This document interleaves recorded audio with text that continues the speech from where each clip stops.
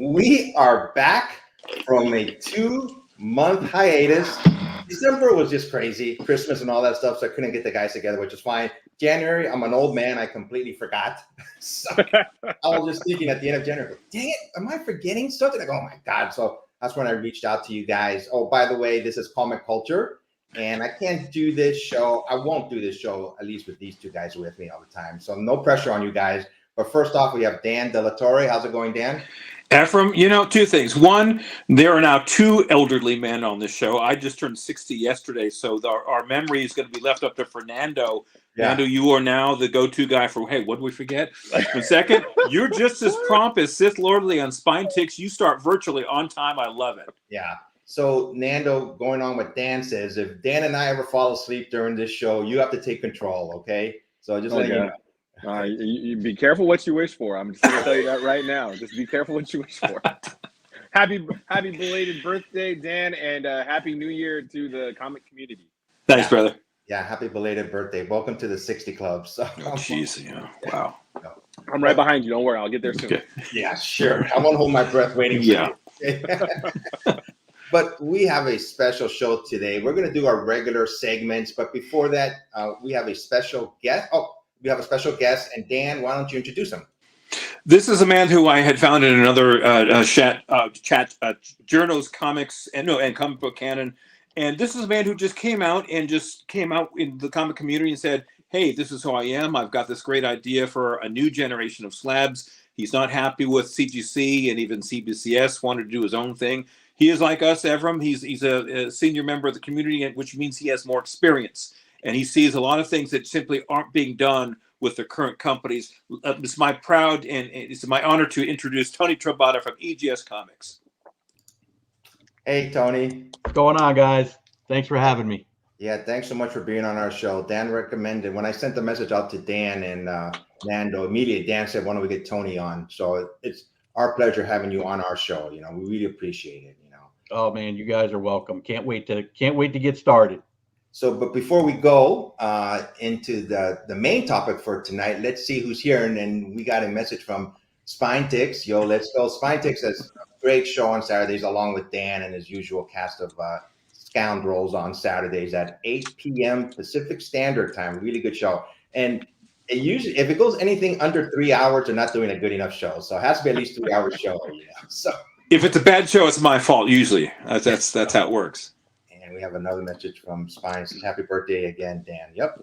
Yeah. Thanks, Sith. And one more message. And nice. Always enjoy hanging with Tony. So yeah. Usually when on Sith's show, it takes about an hour to get through all the comments. For mine, it takes about a minute. But let's go on with the show. Tony, tell us about your company, please. Yeah, so we are now entering. This is the start of our actual 6th year in business. We are, I don't want to say the answer to comic book grading. We just do things a little differently than the big boys do, which is why I started EGS, because about 8-9 years ago I kind of saw the writing on the wall with all of this, and as the years just kept on going by, I was just more disappointed in the way everything was, where everything was headed, how things were being done, how people were being treated, and I thought that there would be room for another company to get in the sphere and the realm, and just do things different. I kind of say / better, of course, but there's just some things that we do that the other companies don't. So that's really why I got into it, was just over frustration with the companies that were around, and hence I wanted to do something about it. So I had to really hone in and get my skills and understand the newer ambiances of grading, because like Dan, I had a birthday on Saturday, so I just turned 54. So back in my day, working at a comic shop, we graded a little bit differently. It was much different, back then. So I kind of had to, re-educate myself, in certain things in grading. So that's why, I learned from, the Overstreet Guide to Grading Comics. So, that's why we are, transparent, and we say, look, this is how we certify as a company. This is our standard. These are our standards. It's this book. So, the good thing about it is you can actually go out and buy one yourself and, study it. And, you can, at least get yourself a good idea to where, when you have a good idea of the book and how things are done, you can really kind of hone in, and you could say, well, if I send it to EGS, I know it's going to be between a so-and-so and a so-and-so, right? So that's just, one of the things that I wanted to do to make it, a lot more simple for people.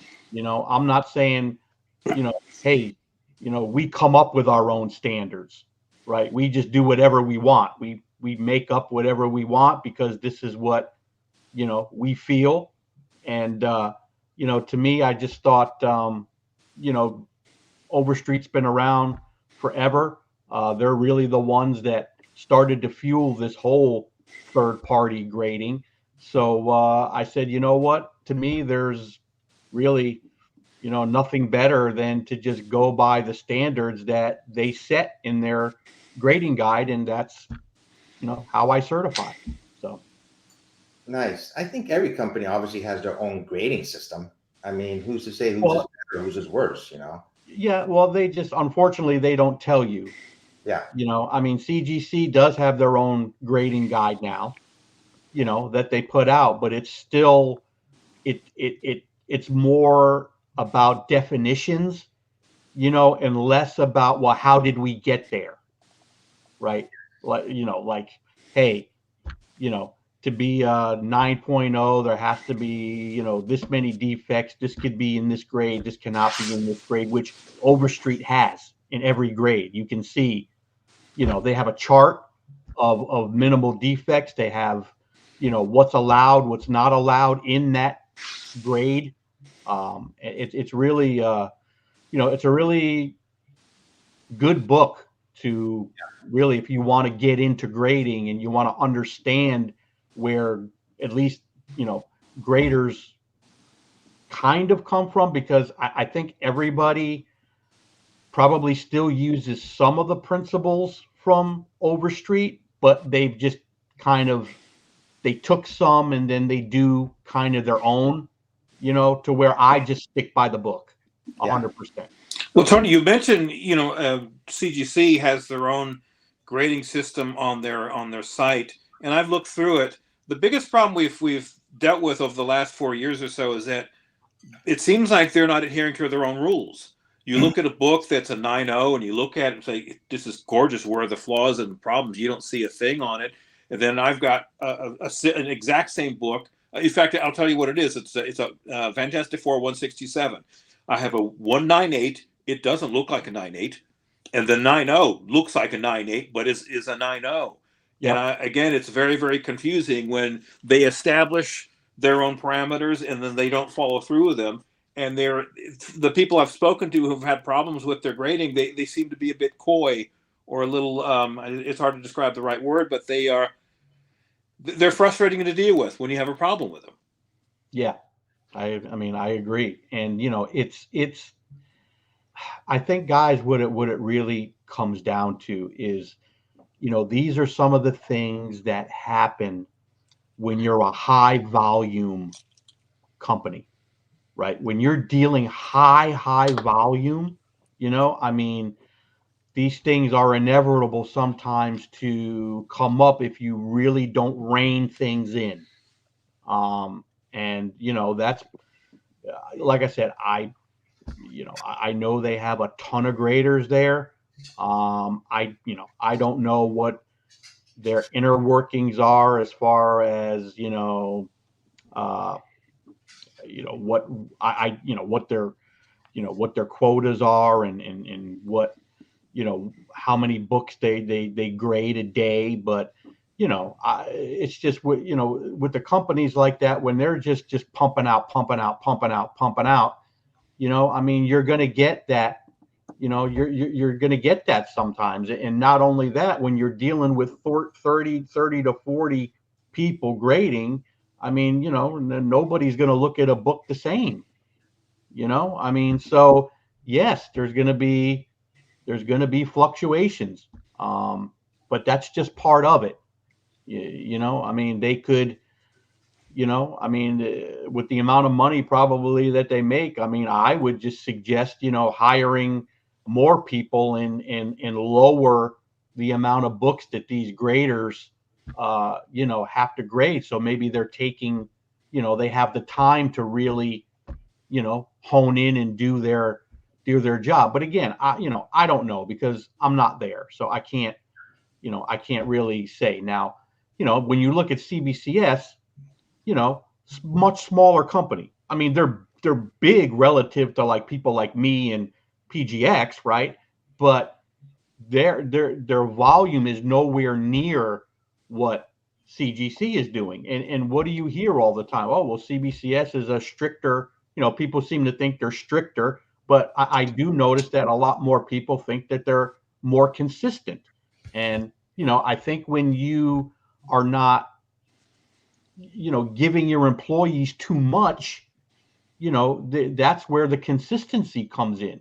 You know what I mean? So, but again, it's all relative to, to the whole thing. Cause like I say, I don't know how they run their operation. So. Well, the problems with CGC, and I'm looking at this from a collector's and a consumer standpoint, that the problem started roughly about 4 years ago, or maybe 5 years ago. And what was going on, from what, again, this is all observation on my part.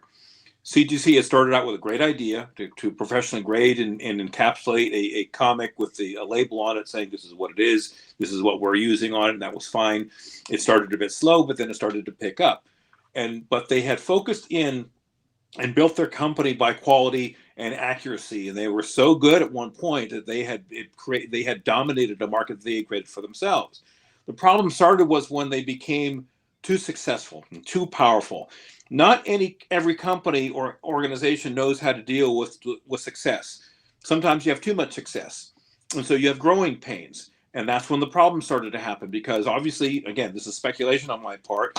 They may have been their orders and their backlog went from here to here to here, and they couldn't deal with the backlog. When they promised a 3-month turnaround, it became a 6-month turnaround, then a 9-month turnaround, and it got worse and worse and worse.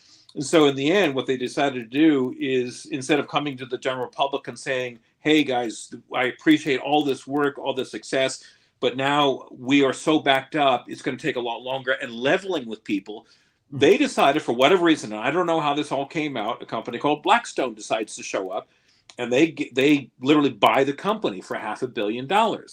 So once that happened, that was in July of 2021, that's when problems really started to happen.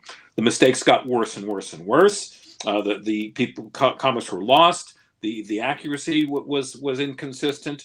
Then you had Acetate Gate, and it seemed like it was the bigger players in the game. If you pay to play, you're going to get better service. You're going to get your 9.9s and 10s and that sort of thing. And that's when the term influencer came in, because the comic community said, wait a minute, we're not getting this kind of service. We're not getting this kind of treatment. I'm not going to mention names because I think some of these accusations were unfair. And now lately, you've got 2 separate lawsuits. You've got this one couple, a married couple, that these are just stupid people as far as I'm concerned. Not only did they steal from the company, they posted it on their own comic site, and they expected not to get caught. You should be arrested for raw stupidity. But the worst one is, of course, the Slabgate, where somebody learned how to take this comic out, put it back in. This had to have taken maybe a year, 2 years to do the R&D for this. You found a way to. They had to have an understanding of adhesives, polymers, and and a way to encapsulate it again without anybody noticing. They probably started off small, some low grade stuff, sent it in, and when it came back and there were no red flags, they said, okay, great, let's step it up to maybe a mid grade, whatever. They did this until they felt comfortable sending the very, very expensive books. And they probably just sent one or two. And again, once no red flags kicked in, they kept going. This could be hundreds of thousands or millions of dollars that they have profited from this. This is an unbelievable mess. Now, some in the communities have said CGC is not responsible. I don't agree. They're not completely blameless, because if you were of a criminal mindset and you wanted to pull something like this, you'd wait for now. You'd wait for a time when they've clearly overexpanded their abilities, and because they are owned by another company, Blackstone, they just want as much money as possible. They want to hustle these things in and out, and so that was the perfect time to pull this stunt. And now that I think the general public caught it. It wasn't CGC that caught them. It was people in the community. And now they're, of course, showing that we're on top of things. We're doing lawsuits, and we're going to deal with all this. No, this is a hot mess. So there's at least 3 to 4 years of CGC slabs that are suspect now. And this is again, it's their own fault. These are the choices they made. But you need to understand that it is not the CGC we knew and loved 20 years ago. It is owned by a gigantic mega corporation called Blackstone. And Blackstone has a reputation of squeezing as much money out of any company as possible, then throwing off the husk to the side. I think that's what's going on with CGC. Now, coming back to you, Tony, this is I think it's obvious that this is a golden opportunity for you and CBCS and anybody else that wants to get in, to take over the slack, because it seems to me that CGC is scared. Matt Nelson is making appearance after appearance, and unfortunately, he's not doing himself any favors. I think this is going to get worse before it gets much, much better. Yeah, those are good points, Dan. Before we go any further, let's look at the comments. Oh, anybody that's watching this video, if you have any questions for Tony, please put them in the comments and he will answer them. Let's see what we got here. We have Vogs. Hey, thanks for showing up, W Vogs. Hey, Vogs. And somebody's wishing you a happy birthday again, Dan. Thank you. And Tony, we share the same birthday. Yeah. Vogs says he loves the labels on your slabs, Tony. Yeah, they're very unique. Just wait. Wait. Thank you, Vogs. Thank you. And we got another one here from Vogs. Your slabs in general are phenomenal. I may send some eventually. I'm thinking the same thing. I think my problem is you're so, I hate to say this, but almost brainwashed just to use CGC. Right. But I got to get out of that. I'm not even sending any books anymore to CGC for a while. But we got some from Spinetix. The Spinetix, The Edge comic will be slabbed by EGS. Nice. Oh, and here we go. Oh yes, happy birthday, Tony. Thank you. Thank you. I got a quick couple of slides here, and this is the logo for your company, EGS, established in 2018 in Florida, correct? Yes. Yes. Okay, cool. And I did take the opportunity to get some of your slides to show them off here. So you want to talk about them? Yeah. So this really is another way that we differ from everybody else. Now, these here are basically colored labels, which we have on our website. We have tons of labels that you could choose from for your book. We also do custom labels. So as you can see, the Batman The Adventure Continues is just a colored gradient label. The Green Lantern and the Joker we call them custom because we're adding the graphics to the label. Now, a big way again that we do this and that we differ is we say, look, I've always believed that our job, right, our number one job is to grade your book accurately, right? Put it in a case, but most importantly, you as the customer should have the option of what you want that book, that label to look like. There's, we have the free blue and yellow labels just like the other guys. And if that's your thing, then great, right? But with us, you have options, right? We don't just say, hey, certified has to be blue, signature has to be yellow. We give you the freedom and the option to make the decision on your own book on how you want it to present, right? So like I say, as long as, we're grading, that's what we focus on, right? That's our main goal, is to make sure it's graded properly. Then we leave it up to you, right, to choose how you want your book to look. And these are perfect examples. I mean, you tell me, right? All of these books, if they had a standard CGC looking powder blue label, I know, don't get me wrong, we have those, but I mean, you tell me what looked better. I'm really digging the Batman and the Joker, the Deadly Duel. That's why I'm looking at that one. One, because of the color of the comic book, but the color of your label too. Yep. And you have the Joker right in the middle of the label too, correct? Yep. Yeah, that is awesome. Yeah, that is a beautiful looking book. So, that's just one thing that we were very consumer friendly, right? Because, it's you guys who are paying us, right? So you should have the say of how you want your book to look, right? Because our job is to grade it correctly, right? And put it in an awesome case. But, at least we say, look, you don't have to have a blue label. Certified doesn't have to be blue. Signature doesn't have to be yellow or gold. It could be whatever you want. So, and I don't know, there's a big debate on who came out with, CGC does their custom label, but again, they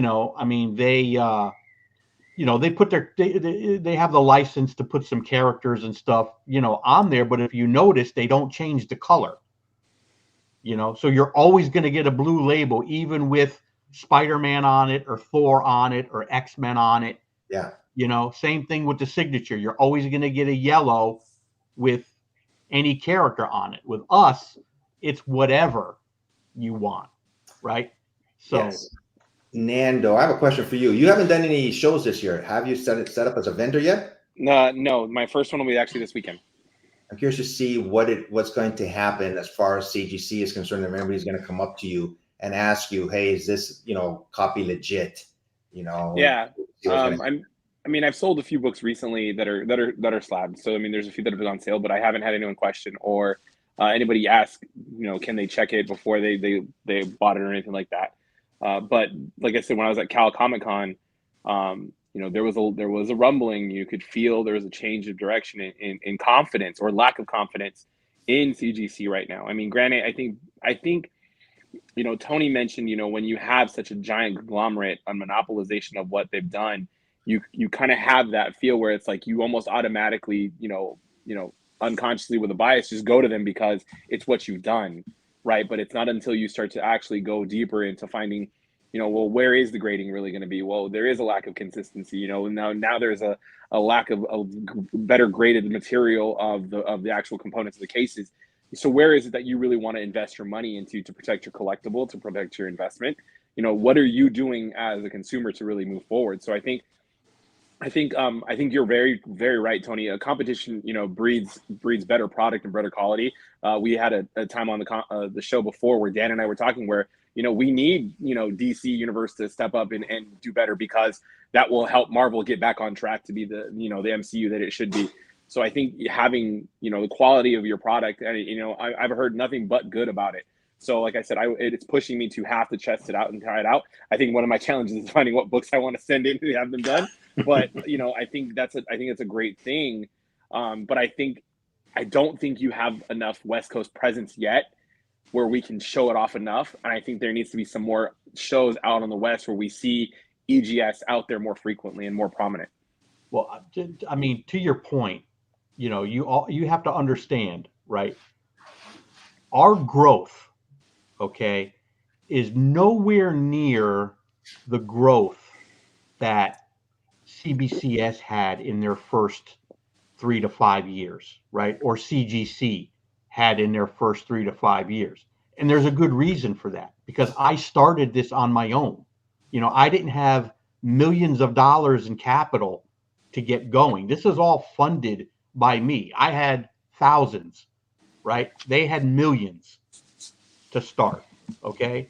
So I think one of the really big things, to your point, EGS just has to get out there, period. We haven't been anywhere You know, we haven't. I think we might have been to a couple cons, but they've been more local. I mean, we haven't been to the East Coast, West Coast. We haven't been anywhere because we're just not there financially just yet. You know, I had to make a huge investment in this case that now we produce. I mean, I don't think people understand how time consuming and expensive that this really is, because it was a shock to me. Trust me. So, you know, look, I'm still, you know, paying off loans just on the development of my cases, right? Wow. So when we get to that point, and it's coming, right? When we could start getting out there, you know, to these cons, East Coast, West Coast, the more people see us, the better it's going to be, because let's just face it, a lot of people don't know who we are, or they don't know our product. You know, they just go by maybe hearsay or whatever. But you know, when you're at the con and you're set up and you've got thousands and thousands and thousands of people walking by and looking at your product, and you're shaking hands and you're talking to people, and you're not only talking to people, guess what? Now I could start talking to some dealers who are there, introducing my product and say, "Oh, you use CGC? Well, we're EGS. You know, here's what we're about." You know, I mean, we haven't even done that yet. So, you know, I mean, imagine, you know, when we start doing that, I think you're going to see an even bigger, you know, growth. But, you know, it's really just been word of mouth and social media that's kept us, you know, going and in business so far. So I think to your point, and sorry, Efren, if I'm cutting you off. That's I think okay. that's what I mean is, right. It's like, but I think those of us who do know of you, I think we kind of have to take an onus and a responsibility to help promote that, because there is quality in what you're doing. So Yes. I think it is, as a vendor, like speaking as a vendor myself, right? I'm new. I'm a little over a year old. I'm just getting into the con market. I actually just found out I got accepted to WonderCon today, so there's that. Oh, congratulations. But you know, thank you. So you know, there's a lot of things that we as vendors should be doing for our community from within, right? Like you can't be promoted unless a vendor can promote you, right? So that has to be back and forth. So I think there has to be more of us on our end to be able to take that chance and take that opportunity to kind of help bring you out a little bit further out, so that way you can get more exposure. yeah, no, that's big. I mean, again, and you know, look, the more people, not only, you know, vendors like yourself, but even, you know, you take, you know, Dan, for instance, you know, he's, you know, every time I get books that somebody like Dan is gonna show off, right? And look, you know, I trust this company with my books. You know, I mean, you don't know how far it goes when, hey, we get an Amazing Fantasy 15, you know, I mean, or Spider-Man 1, we've done, you know, Daredevil 1s. I mean, you know, we've done, you know, a lot of these big books, but a lot of people still have this stigma that all EGS does are modern books. The only books that people send EGS are modern books. That's it, you know. Okay. And All right. and you know, the more we have people like Dan and other people that are showing these unboxings and on social media, showing all of these great books that they're entrusting us to grade, I think, you know, once more people start maybe thinking, oh, you know, so and so is sending the EGS, so and so is sending the EGS. So I mean, it really goes a long way. It really does. Let's take a look at our last slide, and we can talk a little bit about your pricing and everything. And then after that, we have a couple of questions for you. I was going to say, Nando, maybe when you do send to EGS, they can create a special label just for you. This is the Nando night on there or something. There I you mean, go. I wouldn't be opposed to a T&K logo. That might be kind of fun. Yeah, right? Sure. Okay, and here's your pricing. So Yep. we have raw grades, pre-screening, expert certified choice, expert certified premier, expert certified ultimate, all the way down. But why don't you just talk overall about your pricing? Yes. Another thing we set out to do, right, is be a much more simplified system for people. Okay. And what I mean by that is we have flat pricing. Okay. And what I mean by flat pricing is, guess what, guys? There's no FMV charge for value of books. It's flat.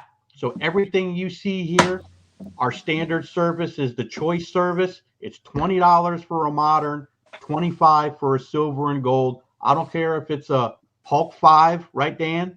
Or a Fantastic Four 1, a Daredevil 1. It's $25, period.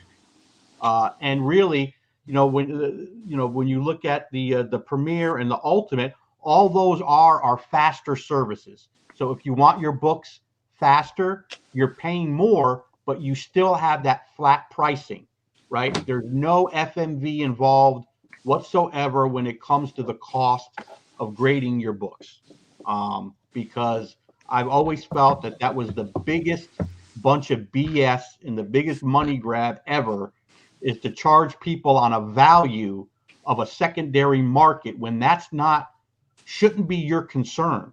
I mean, you're grading a Fantastic Four 1, just like you're grading any other book. You're not doing anything different, but yet you're making up to $2, $3, $4, $5, sometimes $8, $1,000 on some of these really, really high dollar books just to do the same thing that you do with anybody else's book, right? So, we wanted to eliminate that, make it very simple. The only extra charges you're going to pay is if obviously you want a colored label, it's $5 extra. You want a custom label, you're going to add $10 extra.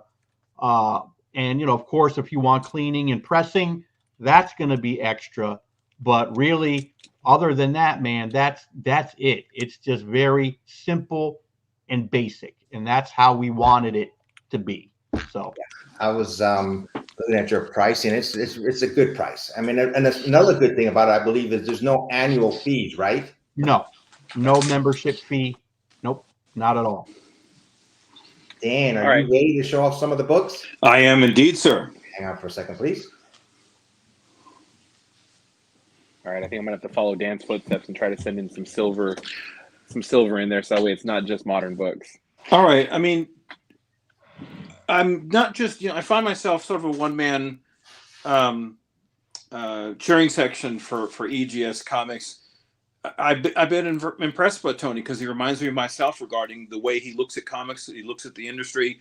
And if I'm going to help this guy out, I've trusted him because look at the books, the caliber of books I'm sending him. I'm not sending these to CGC because I don't trust them, but I did send them to Tony, and look what I got here.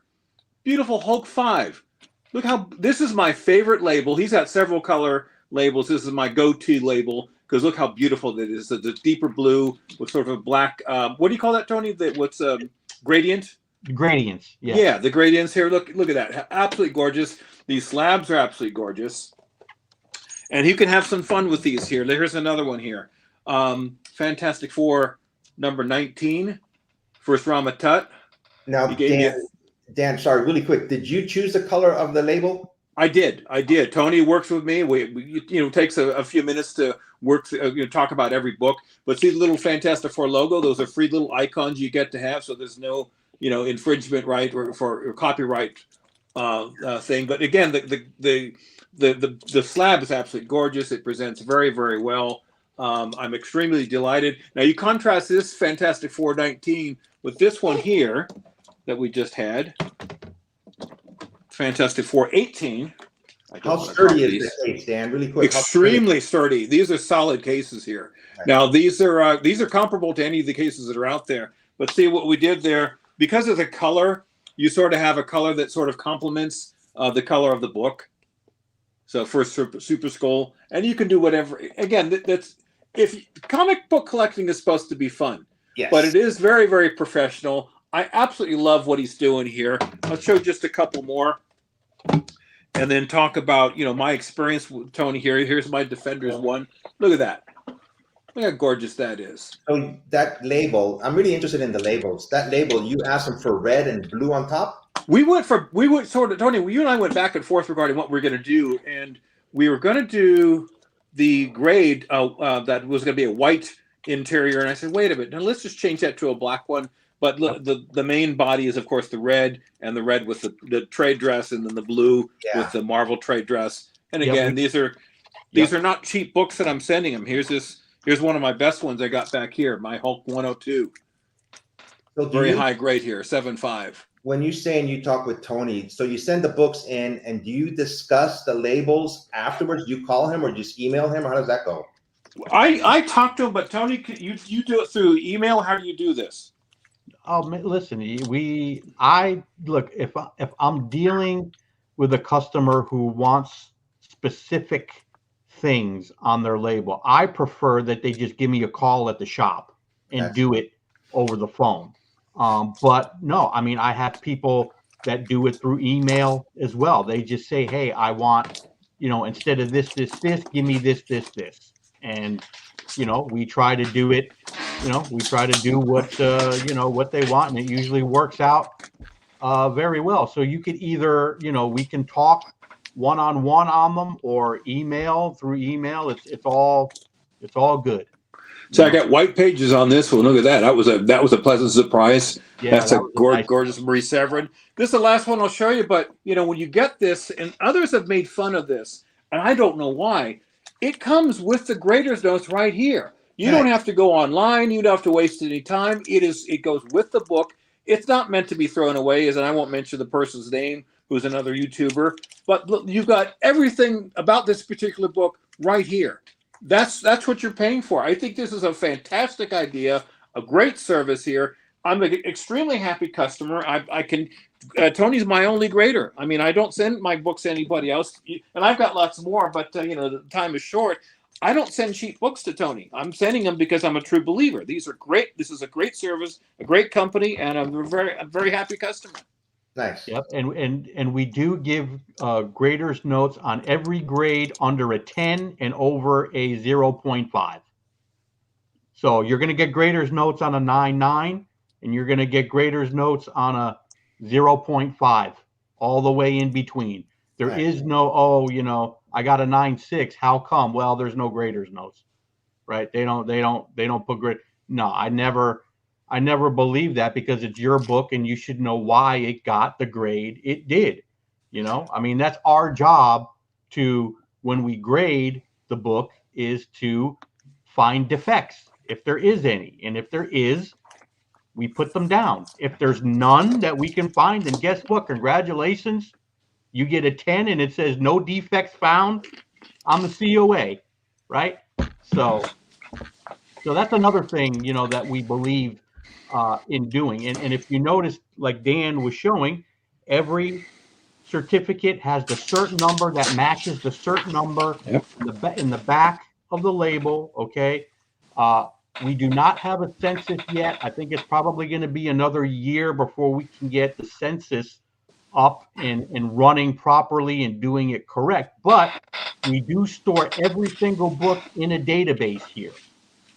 So every book that we've done is in our database with the grade and the notes with the number. So if you ever get an EGS book and there's no COA, or, when it sells, if the COA doesn't transfer, which it should, but if it doesn't, you can always call us up and say, hey, I've got this book. Here's the cert number. Is this legit? Is it not legit? I mean, and we can guarantee it because it's in our database, and we can always send you we can mail you another COA. So nice. So we do have some questions for you. Oh, sorry. Go ahead, Nando. I was going to say, well, if Dan trusts you with his books, I just pulled 3 books out that I'm going to send to you, and one of them being one of my books, I'm going to send you one of mine. Ooh, this is one of mine, right? Because I as a vendor, it's hard to have a PC, but I decided that I'm going to try to do Golden Age, Silver Age, Batmobile, Tech, and Batman covers, right? That's my niche. But I'm also going to send you 2 black covers. Okay. So we can try to get those together and see what those look like as well too. So I got 2 or 3 books that I'm going to send so that way I can have one in my PC for me to have as a rep, and then two that I will have on a wall to show off next to and have comparisons of. So I'm pledging at least 3 books to you right now. That's Right. awesome, man. Because like I said, as a small company, and we are small compared to those other companies, right? I've always said all we can ask for is from dealers, vendors, whoever. We're not saying, hey, sure, we'd love it if you just did all EGS, right? I mean, sure, we'd love it. But even if we're just there, even if the majority of your stuff is CGC, but you got some EGS books that are options for people because they might see that label and be like, oh, what's that one? Right? So, as long as it's all about being inclusive, and if we can just have inclusion, so people are just offering us, that's all we could really ask for. Being a small company, right? So it's really important for hopefully more and more people will, like yourself. Now you're sending me 3 books. Now you might take this to a show, right? And maybe I do a nice looking label or whatever, for you, and you've got them displayed. That book might just catch somebody's eye because it looks different, right?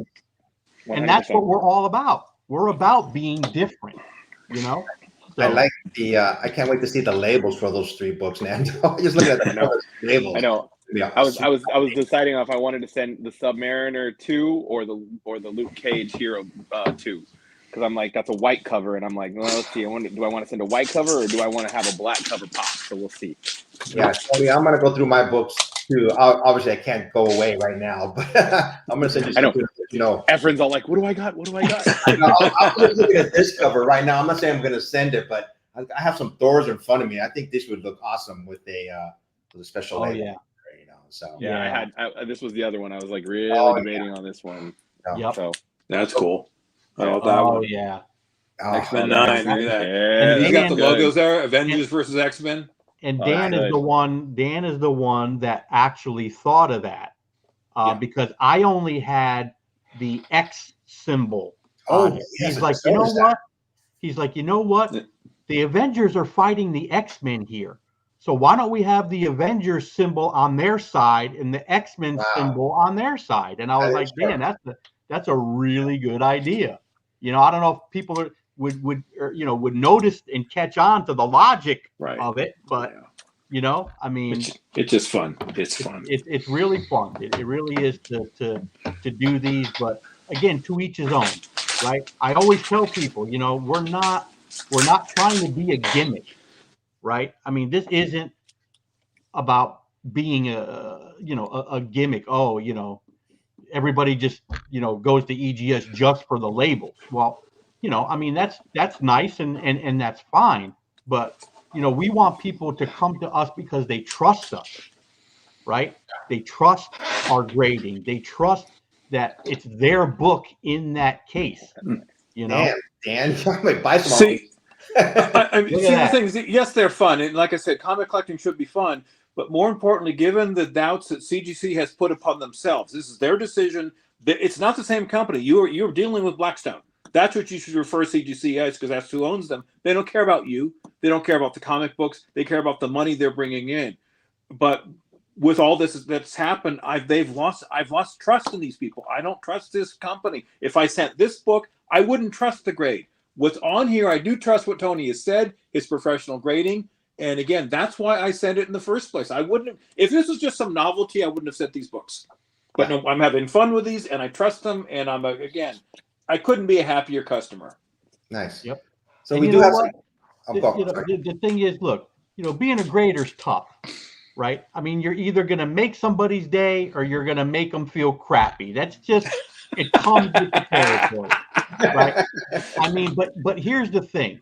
At least with us, I tell you how I'm getting there. I say, look, go, here you go. Let me grab one right here. This is, go go grab yourself one of these. You know, because this Oh, wow. is what I do to grade your Yeah. book.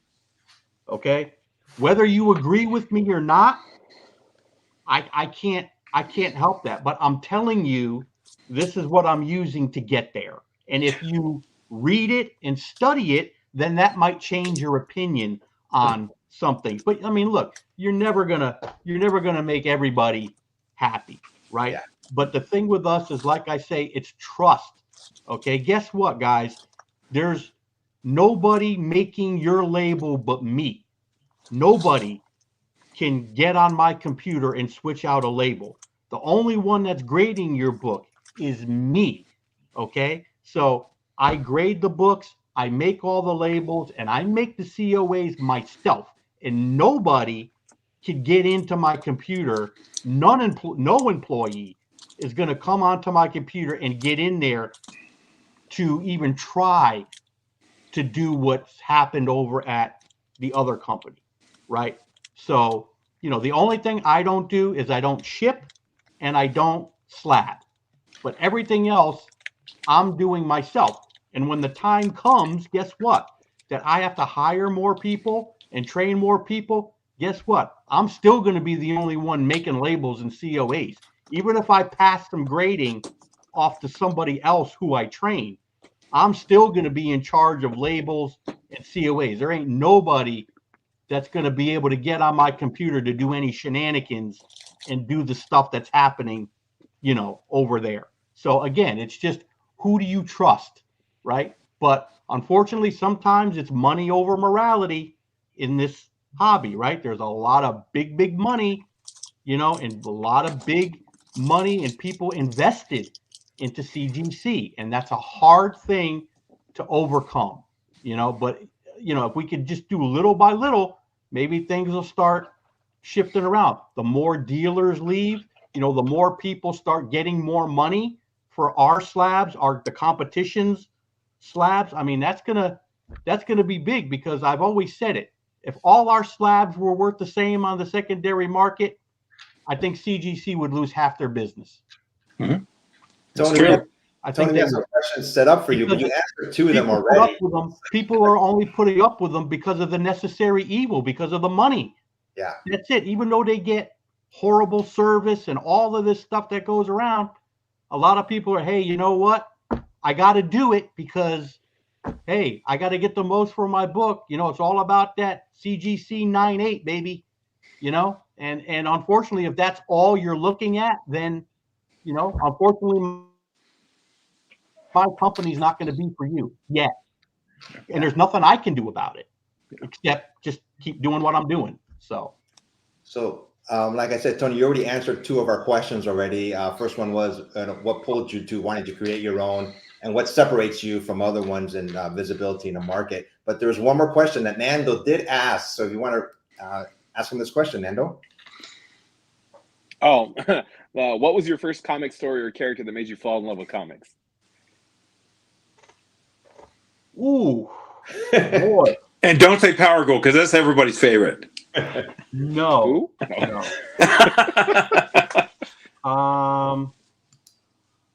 Well, I will tell you this. What got me into I wasn't into comics. I'm going back to a very young age, but it all started with me with the cartoons, Mm-hmm. right?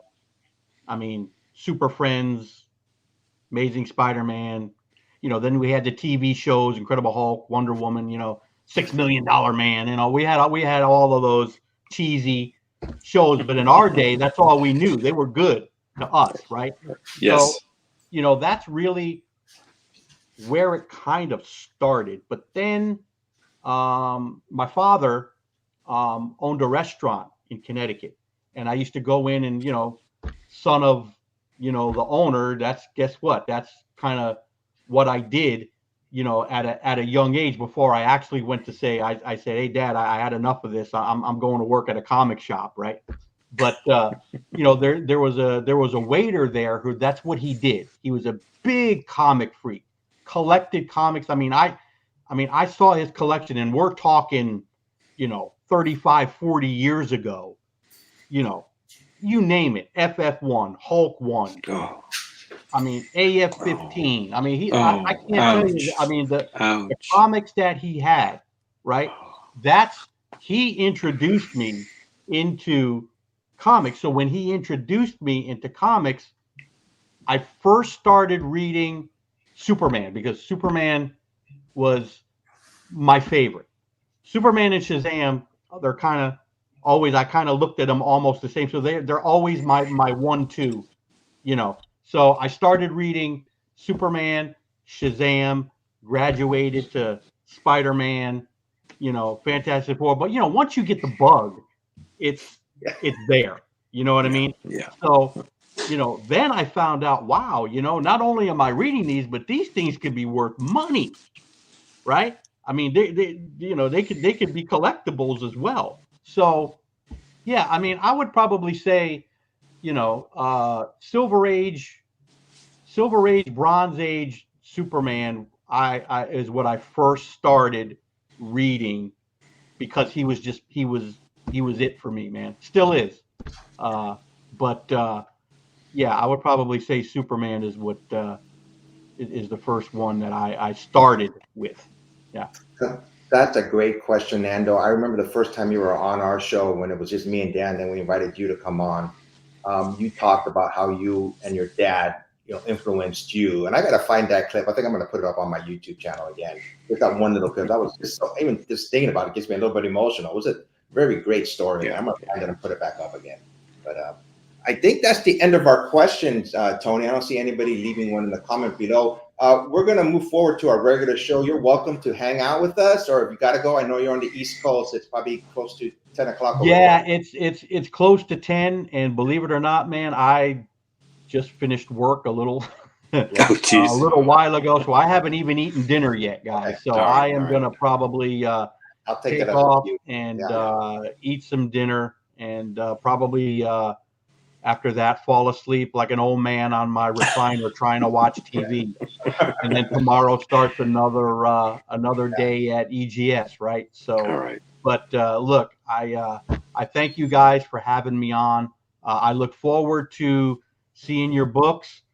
Dan, as always, man, thank you so much for, you know, what you're doing. I look forward to Phase 4. I know you're gearing it up. So that's going to be, you know, I'm sure another great, you know, the books that you're sending are just incredible. So, which, by the way, there's a couple Golden Age in there. They just for the record, Golden Age still fit in these new slabs that you have. Perfect. Yeah. Okay. Yeah, that's the biggest. That's the biggest as far as like square footage we could go, and then usually I think it's we can fit the. I want to say I think it's the 80 or 100 page. No, we could do the 100 page thicker 100 page giants. You know, the giants. We could fit probably up to those. So good to know. Well, we got to talk because that one it's the first appearance of a villain in the Golden Age, which I've never had one before, and my All Winners 21, which we talked about, that's going to be an automatic 0.3. But the one with the Golden Age, it's got a really rolled spine, so we have to, you know, straighten that out before we do anything to it. I don't think it'll fit even as, you know, with the size of the slab. We'll talk afterwards. Yeah. Awesome. Once again, Tony, thank you so much. Go eat, go sleep. Yes. Wake up early tomorrow morning and start grading, man. I wish I could see some of them go through your business, man. I think I'd just be staring at them half the day without even. Tony, I will for sure. I will send you a message tomorrow so we can get these books sent out to you as soon as possible. Awesome, man. I really appreciate it, guys. Thank you for having me. Thanks, Tony. See you again, bud. Okay, bye. All right, guys. Are you ready for the rest of our show? Yes, good night, everybody. No. Don't forget, Nando. Dan and I start falling asleep. You have to yell at us or something, you know. Yeah, just slap both of us. Okay, slap of us, you know. So, man.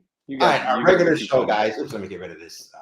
That was great. Thanks for asking him on, Dan. That was really interesting. I can just my pleasure. Talk about it for hours, to be honest with you. You know? Yeah, he's a great guy. Interesting topic, you know. And you hope that that's, you know, for these so-called littler, you know, businesses, you know, they're just trying to get their foot in there, you know. So And that, Well, I mean, it's like I feel compelled to want to do more for him, especially because exactly. like I'm a small business, like I'm by myself. I do everything on my own, and it's like I mean, Yeah. I have help. I don't want to say I do everything on my own, right? I have an amazing group of a core group of friends that Yes. that always help me and set up with me and work with me. My wife supports me. My wife will bag and board anybody I know. I will tell you right now, she will smoke you if you try to bag and board faster than her.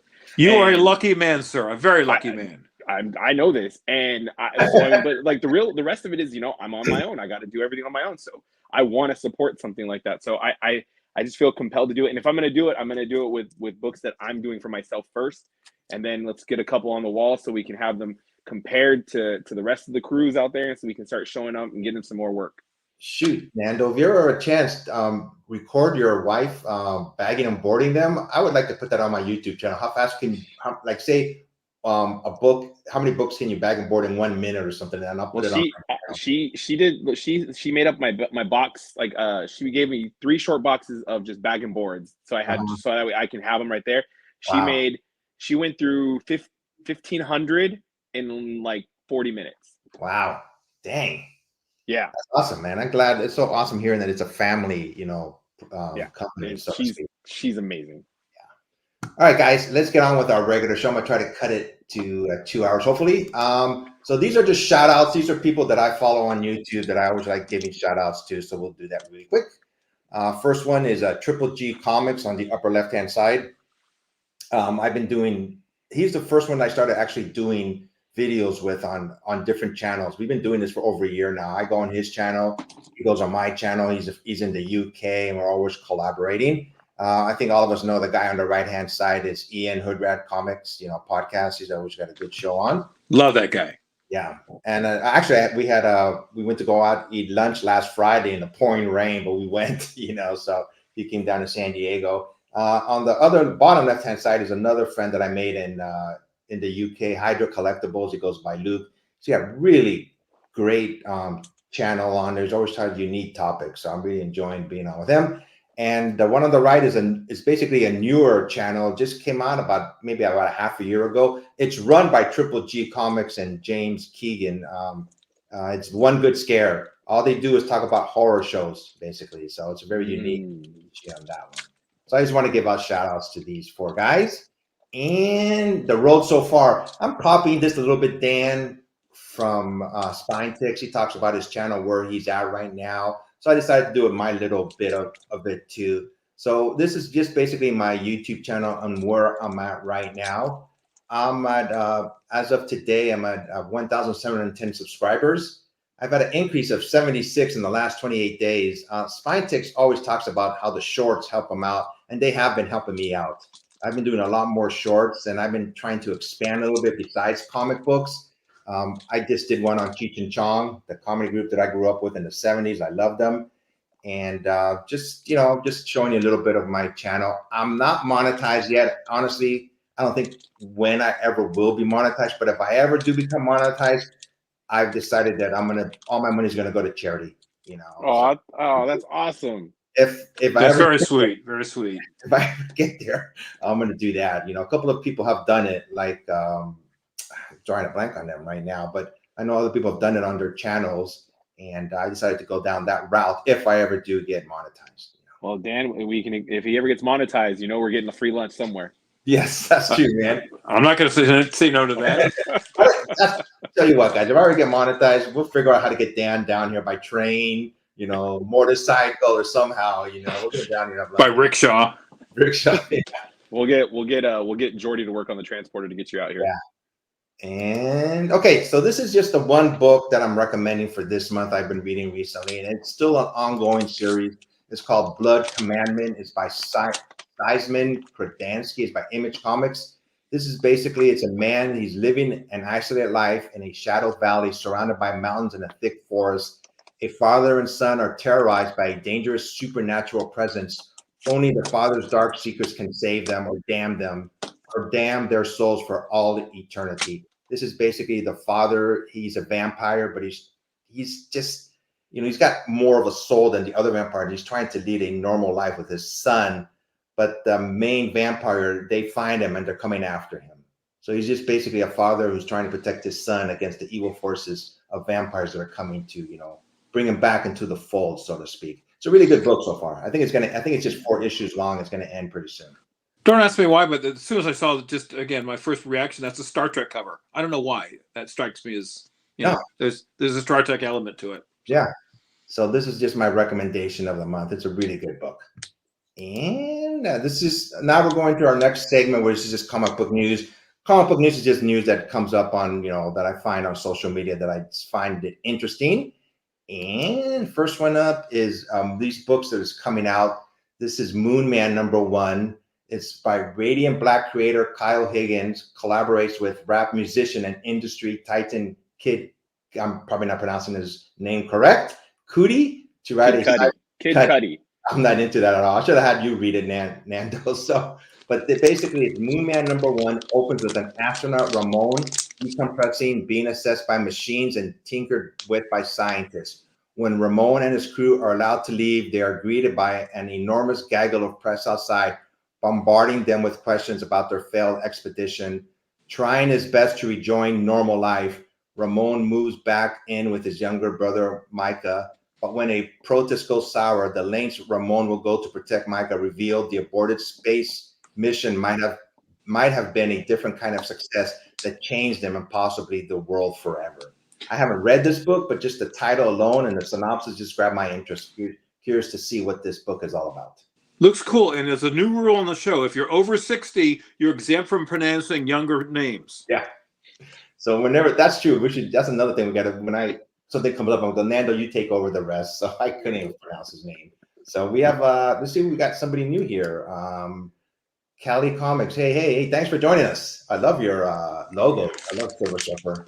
Cali's a buddy of mine from the Hunt every other okay, cool. Friday on the Tony Sanders show. Nice. Thanks for Cali for showing up today, bud. Let me see here. The Joker. I always say, where would DC be without Batman? But I think the same would go, where would DC be without the Joker? I just think he's just a main part of DC, and continuing. So the Joker is about to become a global and possibly multiversal threat.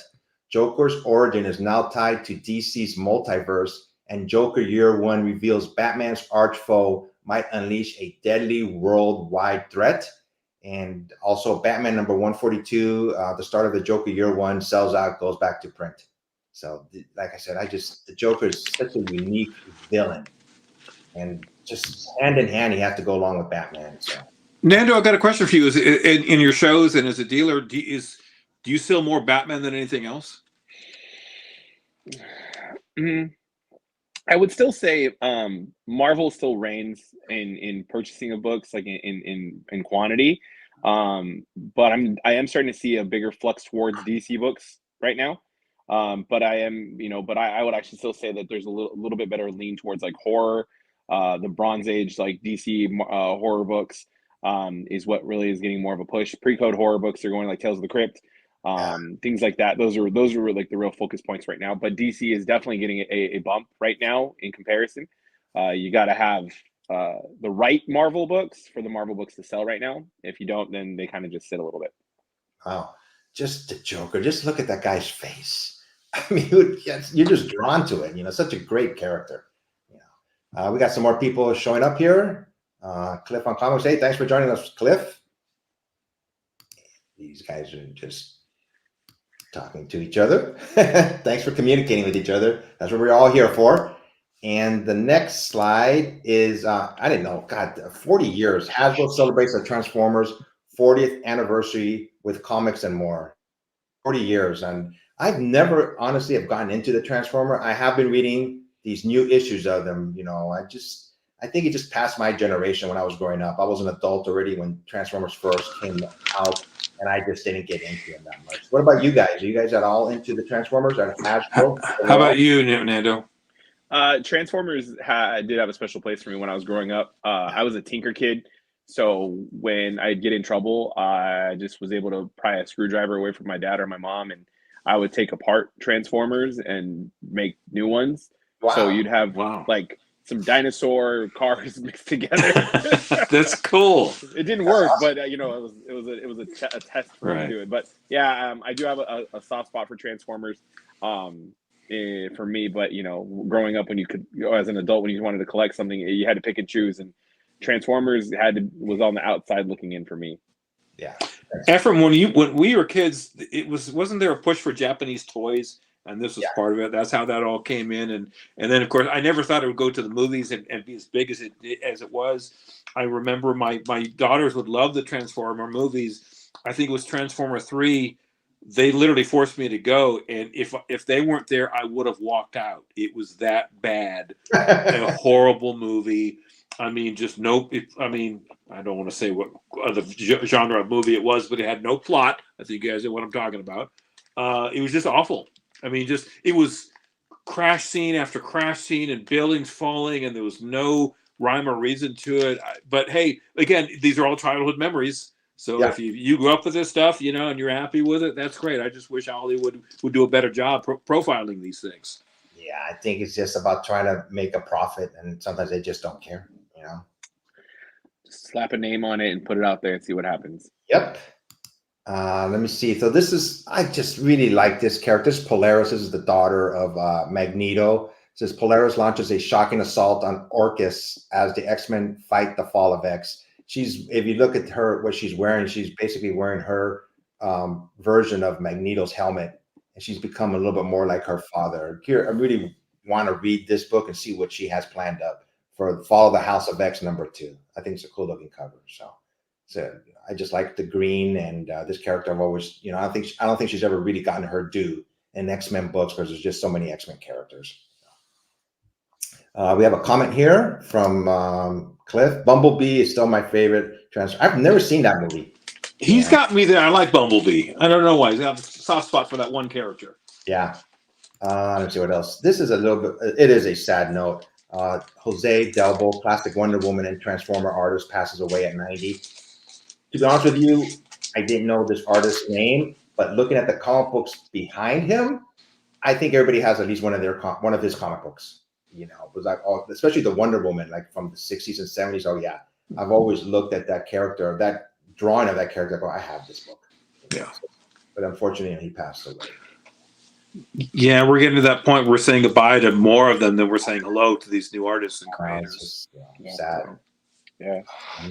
Nando, don't ever get old, okay? I'll do my best. Nando. This one I just thought was a very interesting topic. It says, Calvin and Hobbes, was Hobbes a real tiger or imaginary? I think I have a link for this. Let me see if I can find it, if I did copy it. It was just an article that I was reading, and I forgot to, I think it was on CBR, and it just goes, it's a really good topic, and just wondering if he was a tiger or just imaginary. I used to love Calvin and Hobbes. I mean, it's been he only ran it for about 10 years, and that was it. I was like, damn, what a great story this was, Calvin and Hobbes on the comic strip. So who was the artist for that? I'm drawing a blank, but I loved it. He was so damn creative with, he would be the little, the stuffed tiger, and then come to real life when nobody else was around. And the not everyone can be a comedian. This guy had it. He was so consistent with his comedy, and it was almost like The Far Side when it finally went under. It's like, why? Yes. You had great comedy every single week. But, oh my God, The Far Side. I just couldn't wait to read that.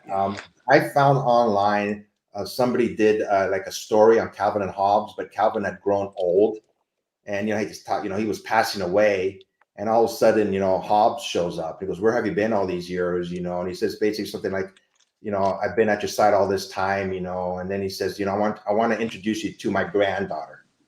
Oh wow! Oh God! I was like, "Oh, the artist." I was like, "What a tearjerker! Come on!" I know, So it was a tearjerker, And there's this artist, writer called David Pepose. He's doing right now The Punisher, and he's doing other books. I believe he's doing some Star Wars books.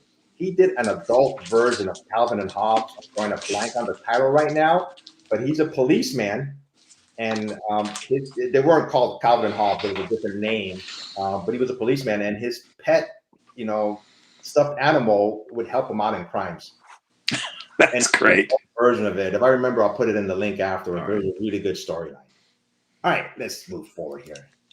This one, I just think X-Men 97. I put this in here because sooner or later, Disney Plus is going to do their version of the X-Men, the continuation of the animated series. And this one just says X-Men 97 steals the spotlight at Marvel. This is drawn by Russell Dodderman. It's a wraparound variant cover for the upcoming X-Men 97 #1. Nando, since you're a vendor, I know you still buy comic books. Do you, like, when you see books that are not out yet, do you say, hey, this book may be hot, I'm going to buy some more of them, or do you not even go down that road? Well, actually, I'm just getting my Lunar and my Diamond agreements together. And you know, the FOCs, when they come out, they ask you, you know, how many do you want to order ahead of time? And so a lot of the times they'll signify like what's a key and what's not, or what's the first appearance. So like it tells you, it kind of gives you the inclination to invest a little bit more or not.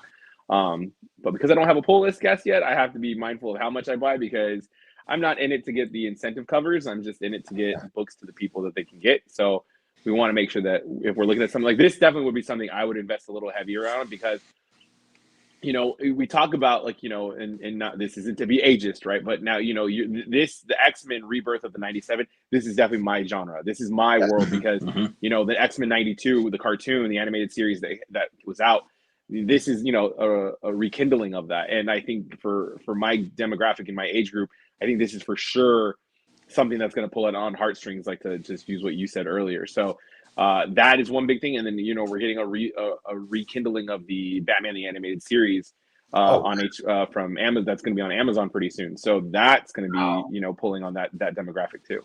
That's news to me. I did not know that. If I would have known, I would have put it on the slides here. Yeah, that's still in the works, because that was you know, paused a lot with COVID, and they had to then dub, like, HBO Max didn't want it on their streaming service, so then it went to Amazon, and it was going back and forth with who was going to own it. But now there's more confidence in what's coming out, and it's going to be more of an adult version.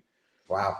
Of it, because, you know, now we're adults. So you mentioned Diamond, that you're going to have, you know, you're connecting with them. What was the other company called again? Lunar. And what does Lunar do? Same thing. They're both distribution companies.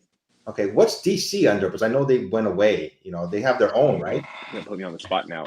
Penguin? No, not Penguin. Was it Penguin, or? I think it is Penguin. I think, yeah, Penguin. You're putting me on the spot here now. Thanks. Come on, you're a vendor. We're gonna ask you quick questions. You got to answer them really quick. And you're younger than we are. Yeah. I'm still new. Okay, Nando, it's your turn. What's new with the Nando Night? We got a couple of pictures here. You ready? Yeah, sure. Let's do it. All right. Hey. Oh, damn. So at CalCon, Terry's Comics puts on a show every year in Orange County, called the Cal Comic Con. Shout out to Terry for always putting on such a fantastic show with amazing vendors, amazing books. That was my doorbell. But you know, he has so many amazing things that he gets to show off at this store. There was another YouTube or podcast group, Bronze and Modern Gods. We were doing an interview with him. Shout out to Richard and John. They were doing an interview with Blue Chip Comics, and this was just on their table when they were talking. So I go over there and I just wanted to touch Batman 1. I just want to touch it. And then everyone's like, oh, they're grabbing it and holding it. I'm like, well, F that. Like, if everyone's gonna grab it, like, it's time to pick it up and take a selfie with it. So yes, you know, I was like, it's me. I gotta have some ownership with it, and I gotta take a picture with it. So that was doing that. I said that to my wife, and I said, look what I did. And she was like, oh God. We're homeless now. Right.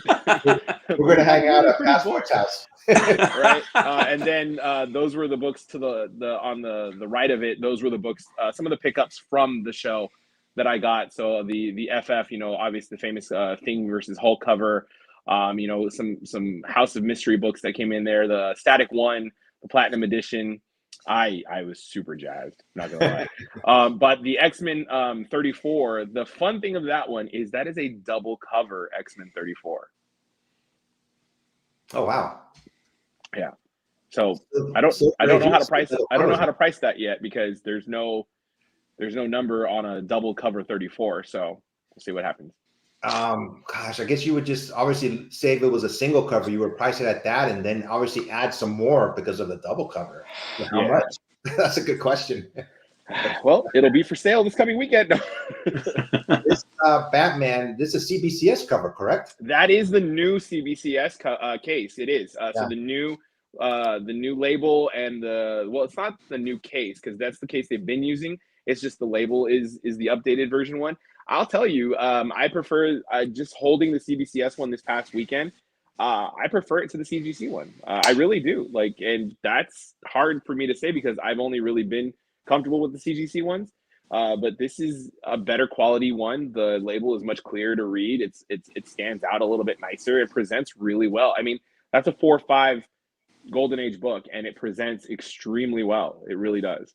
Now, Nando, that's their CBCS's third generation slab. Is that correct?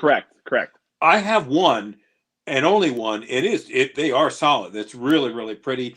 And that is a very fair comparison to Tony's second generation slab. It's a thicker slab. It's more solid.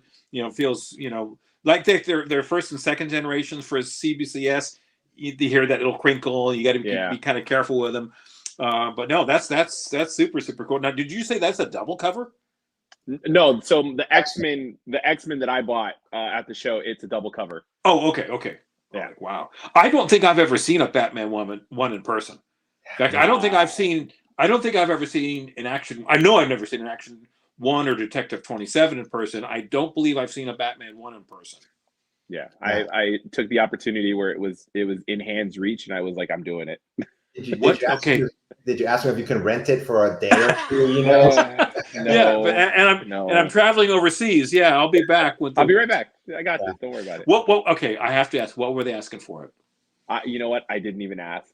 I didn't want to do that to myself. So I just enjoyed the presence and the ambiance of the book, and fair enough. I enjoyed it. I was a fan for a moment. Like I was a fan for a moment. So hey, we're all fans. Yeah. Okay. I have at least over 20 CBCS books, and I agree with you, Nando and Dan.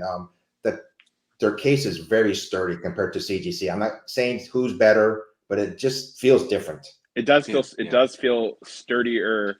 Yeah. For books, and the whole idea to get them graded and encapsulated is to preserve them, right? That's the concept, right? You either want to show them off to where they're not potentially going to be damaged or sitting inside of a box, and to preserve the book and to keep it protected. And I have to say that this case does the job. Like I don't feel like I can just slip my fingernail into the side of it and pop it right open. Like this one, it has some girth and weight to it, and it has some hit. So let me see. We got some more messages here. Comments. Dan says Marvel is at Penguin and DC is at Lunar. Yeah. He says sorry. Wires were crossed. Uses both. Yeah. Dan, what would happen if you ever did see this book in person? Would you pass out, or would you just have to sit down and just watch it? I can run pretty fast, even at my age. So no, I'm sorry. Was this thing on? No. No, I just marvel at it. Literally, I mean, it's just come on. The Grails, and should always be this. In this order is Action 1, Detective 27, and all the other Golden Age after that. And then for Marvel, it's Here's an interesting question: would you take a Captain America 1 or a Marvel Comics number 1? Jeez, I'd probably take the Cap 1. Yeah, me too. Yeah,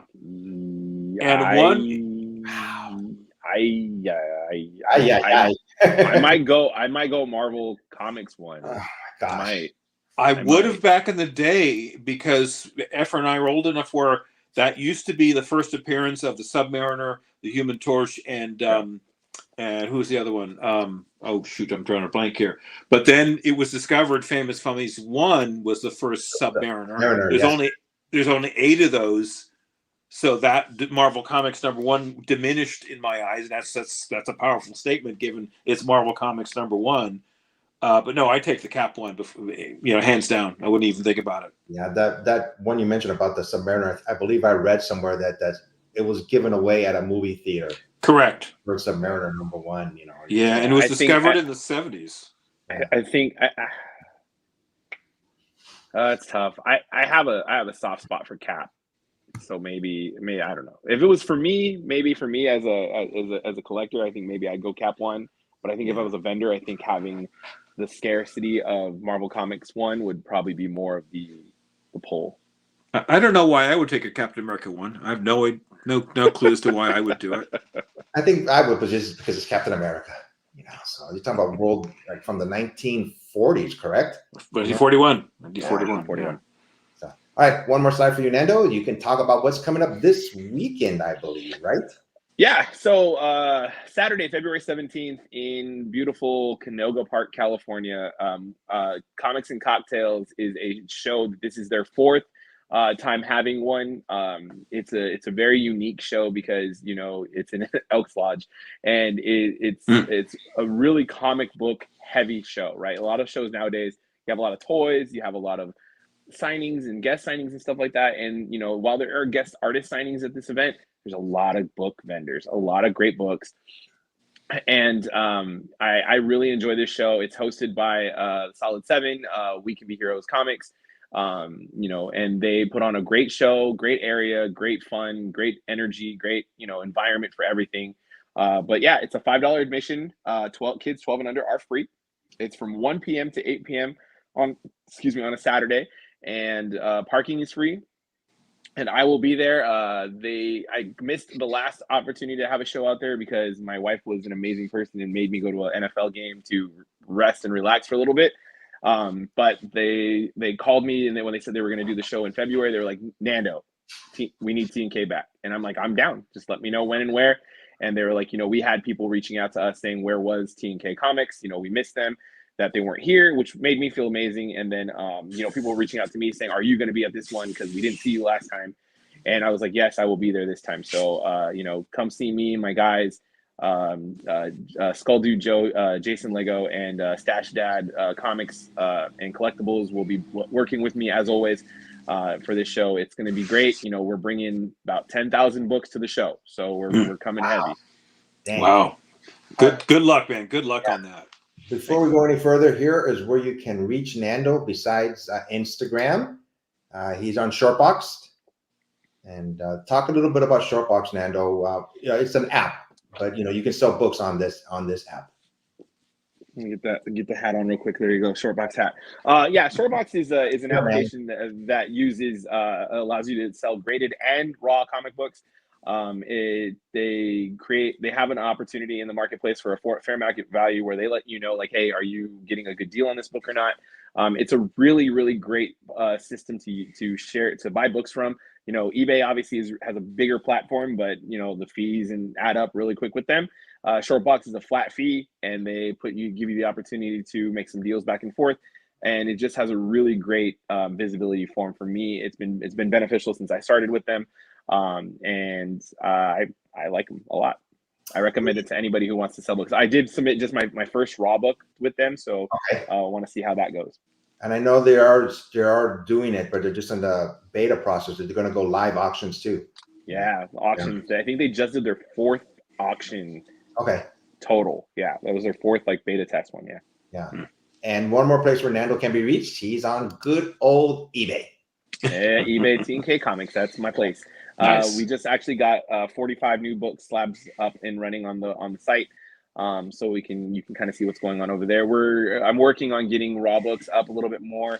I want to kind of work with some of more of the newer raw books before we start diving into a little bit more of the silver and golden age books, because I want some good quality books in there first. That way people don't worry too much about, you know, getting creased or dings up in the shipping yet. And if you have any questions, once again, for Nando, he is on Instagram. You can reach out to him there about your books, right? Anytime. All the time, anytime, every time. Nice. Okay, let's get on here with the rest of the show. Let me see what else I got here. Okay, show and tell. You guys got any? Oh, Dan, you already showed your books, which we're just drooling over, the EGS books. But if you have any more, Dan, to show, or should we go straight to Nando? No, just go to Nando. Okay. Yeah. Oh gosh. What do I have? What did I do? Okay, so we did talk. The new one that's going to be up there. We have the X-Men 34 double cover that's going to be available. That we just added that in, so that's new to the inventory. I did pick this. Like I said, we did pick up Tech 280. This I have a thing for Batmobiles, so anytime I can get a Batmobile on a cover, that's a PC book. So this is going to EGS. Nice. I just picked up. What else did we pick up? Secrets of Haunted House #1. That's a new addition to the. This is a really clean copy too. This is added to the inventory for this weekend as well. I also picked up a Weird War '1. Ooh, What nice. year is that? That's a really good one. This is a really clean copy too, especially for a black cover. That's Yeah. really great. Was that that 70s for that one? What 25 center? Is that a square- 25 center? I want to say it was a 71. Is that a square bound? Yeah, it is. Okay, all right. So there was a couple there. Let's see. Oh, and then some of the fun books. This one was fun. Some of these were fun that I just added these in. Amazing Spider-Man in Italian. So Nice. There's some Italian ASM books that we're gonna have in there. The Yumo Ragano. So there you go with that. What else? Was there anything new that I picked up? I just had that static that I just picked up at the show, and I already sold it, so I don't even have that to show off anymore. Nice. But I do have. I guess the show and tell. This is cool. This is a wood piece that a friend of mine made for me to take to shows to kind of like put as a centerpiece on the table. Oh, that's so nice. We're going to highlight from like our raffles and whatever we're going to be doing with it to do this. So he made this for me. So shout out to Keith. Thank you very much for that. Nice. He is a commissioner of fine arts in the Poway Unified School District. So he has an entire art room that he can work with for me. So he built me that to take to shows. So we're going to do that. But other than that, I don't know. I think everything else is in my bins ready to go for work. So Okay. I have a few books, not that many. These are all modern books. I just like these covers. This is by Peach Momoko. It's Oh, Alphabet. nice. And Very cool. By the way, shout out to Uncanny Swag in the chat by Spinetix Pro. hey, I was going to get to the comments in a minute. Oh, sorry. I I'm forgot. not used to it. So this is Animal Pound. Oh, nice. And this is by Alex Ross. This is Avengers, I believe, #1 is Avengers cover. I just really like this cover. And Nice. this one is Dracula. It's by James Tinian. I've been reading this. It's Universal. Mhm. And they just came out with a creature from the Black Lagoon one, too. Yep. So, Yep. That is a cool cover. I was gonna say, Efren, I was actually I just read book 4. If you want to show which cover, because I actually have the Frizen cover, and boy, I do there love we me go. some Jenny Frizen because Oh my man, gosh, That's nice. yikes. I love Yeah. both those covers. I just do. I like that one. Yeah. I love. I tell you what, Efren, I got several of these. I got you. All right. Thank you. All right. So I got a few more to show, and then we'll just move on here. Let me see here. Oops. Where am I? So this has been one of my favorite characters. She's been around for years now. I believe her last name is Goody, Eve Goody, and she's been in Spider-Man lore for years. But she recently, about the last year or two, became Hollow's Eve, and I just really am digging this character. Madeline Pryor, who was the clone of Jean Grey, gave her a satchel, a bag, and each bag has a mask. There's different masks. Whenever she puts the mask on, she becomes that creature. She's become a vampire. Oh, I've heard of that. Yeah. You can see. I'll show you this cover again. You can't see this. There's Thanos right there. There's a mask. So whatever mask she puts on, she has the powers of that creature or character. Wow. So it's a very unique character. I really like it a lot. And this has been one of my favorite books I've been reading since it came out. It was by Rodney Barnes. It's Philadelphia. I've talked about it so much on my channel and everybody else's channel. Basically, it's Philadelphia was overrun by vampires, but the vampires are founding fathers. So Oh, jeez. Wow. and this is Spawn has shown up recently on this book too. So. Sort of like Abe Lincoln. What was that? No, was the George axe? Washington. I think Thomas Jefferson. Forgot who the other president was. Like the very first founding fathers. They've been around all this time in the background trying to control things, and they've come out front to basically take over Philadelphia. But it's called Philadelphia. Well, I know Abe Lincoln wasn't a founding father, but there was he was Vampire Killer or something or Oh, whatever yeah, it that was. movie. Yeah. What it was, and I say that because today's Abe Lincoln's birthday. That was my segment. Oh, okay. And I'm gonna just round it off with a couple of books that Scotty Young. I've always liked Scotty Young covers. So this one is Oh, God. right? I've never seen a bad Scotty Young cover. Yeah. And this is the new Punisher that's come out. Oh, that's good. And that's it for me. And, All right. okay. And yes, Dan, the weird one, just to double check, because I don't want to go on looking like a dummy. It was October 1971. Oh, okay. Oh, thank you. Yeah, thanks. Let's look at the comments before we go any further. Let me see here.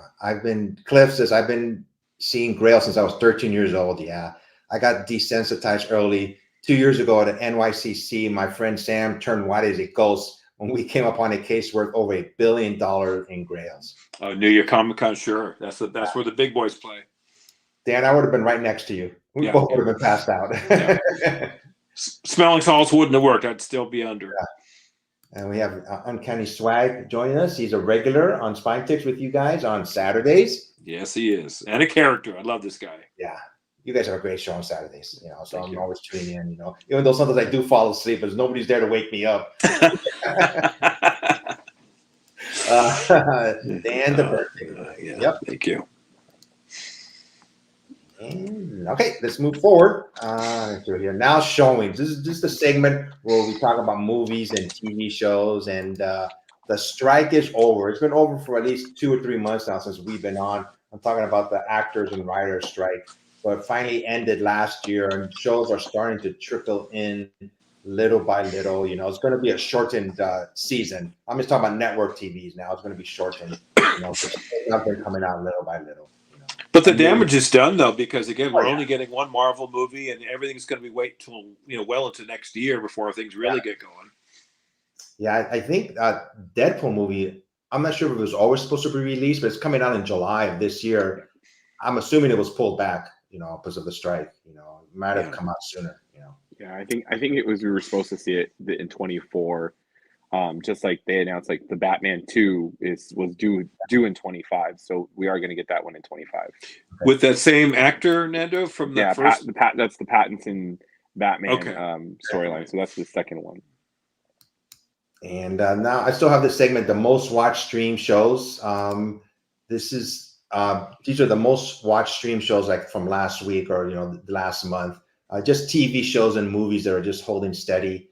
Number one is Mr. and Mrs. Smith. I believe that's a remake of the one with Angelina Jolie and Brad Pitt, which I've never seen. I've never seen this show, but I've seen the movie when it first came out.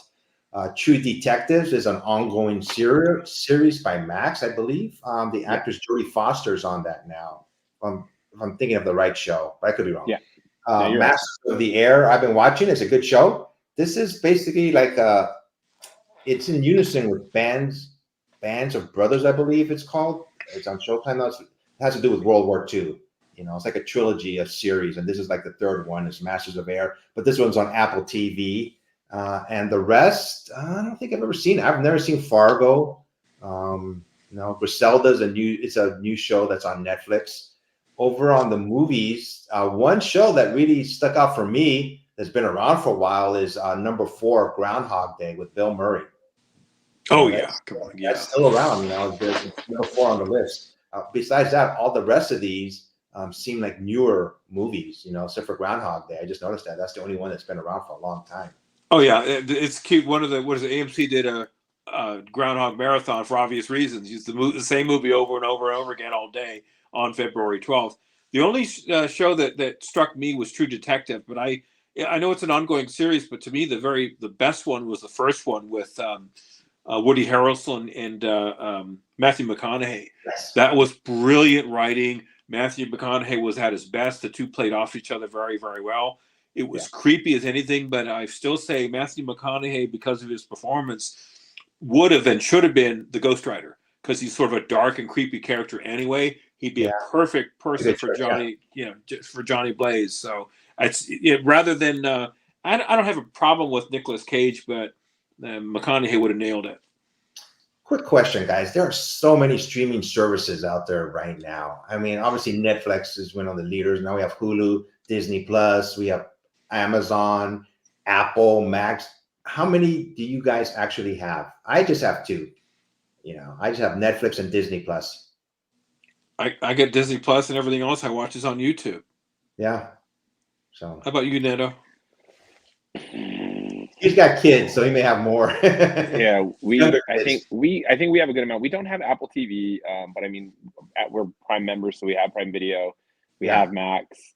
We got Hulu, Disney Plus, and like ESPN in the package through like our phone. So I think we were able to use majority of it. But I mean, between Prime Video and Max, I think those are the two that I really use the most for me. Yeah.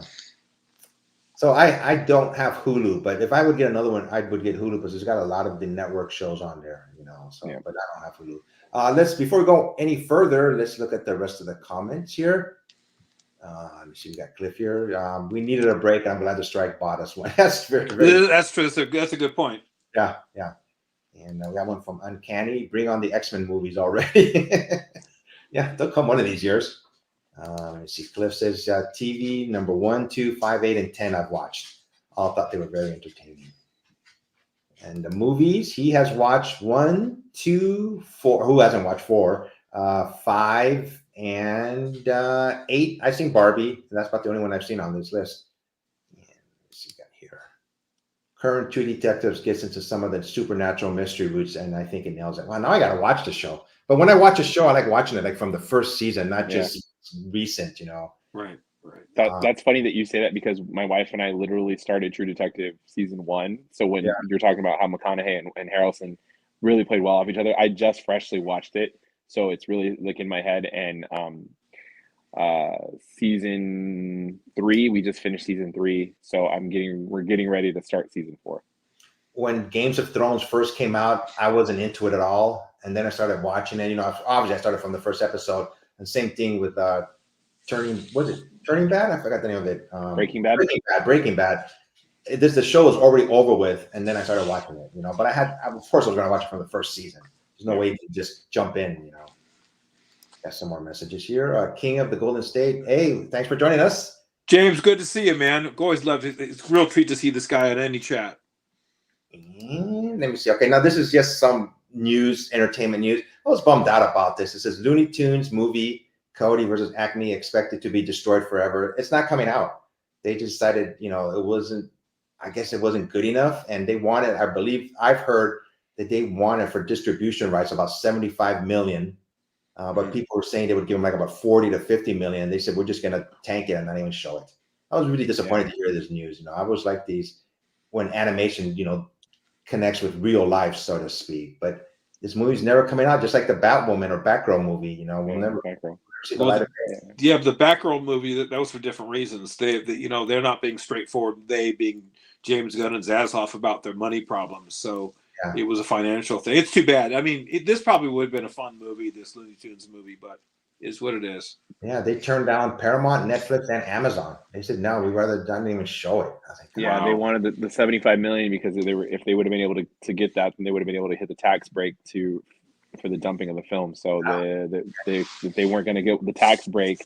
They shouldn't do it. But there are also people who are out there saying that industry companies like this don't deserve a tax break if they're going to put out subpar product. Yeah, it's a shame. Let me see what else here. The one on the left.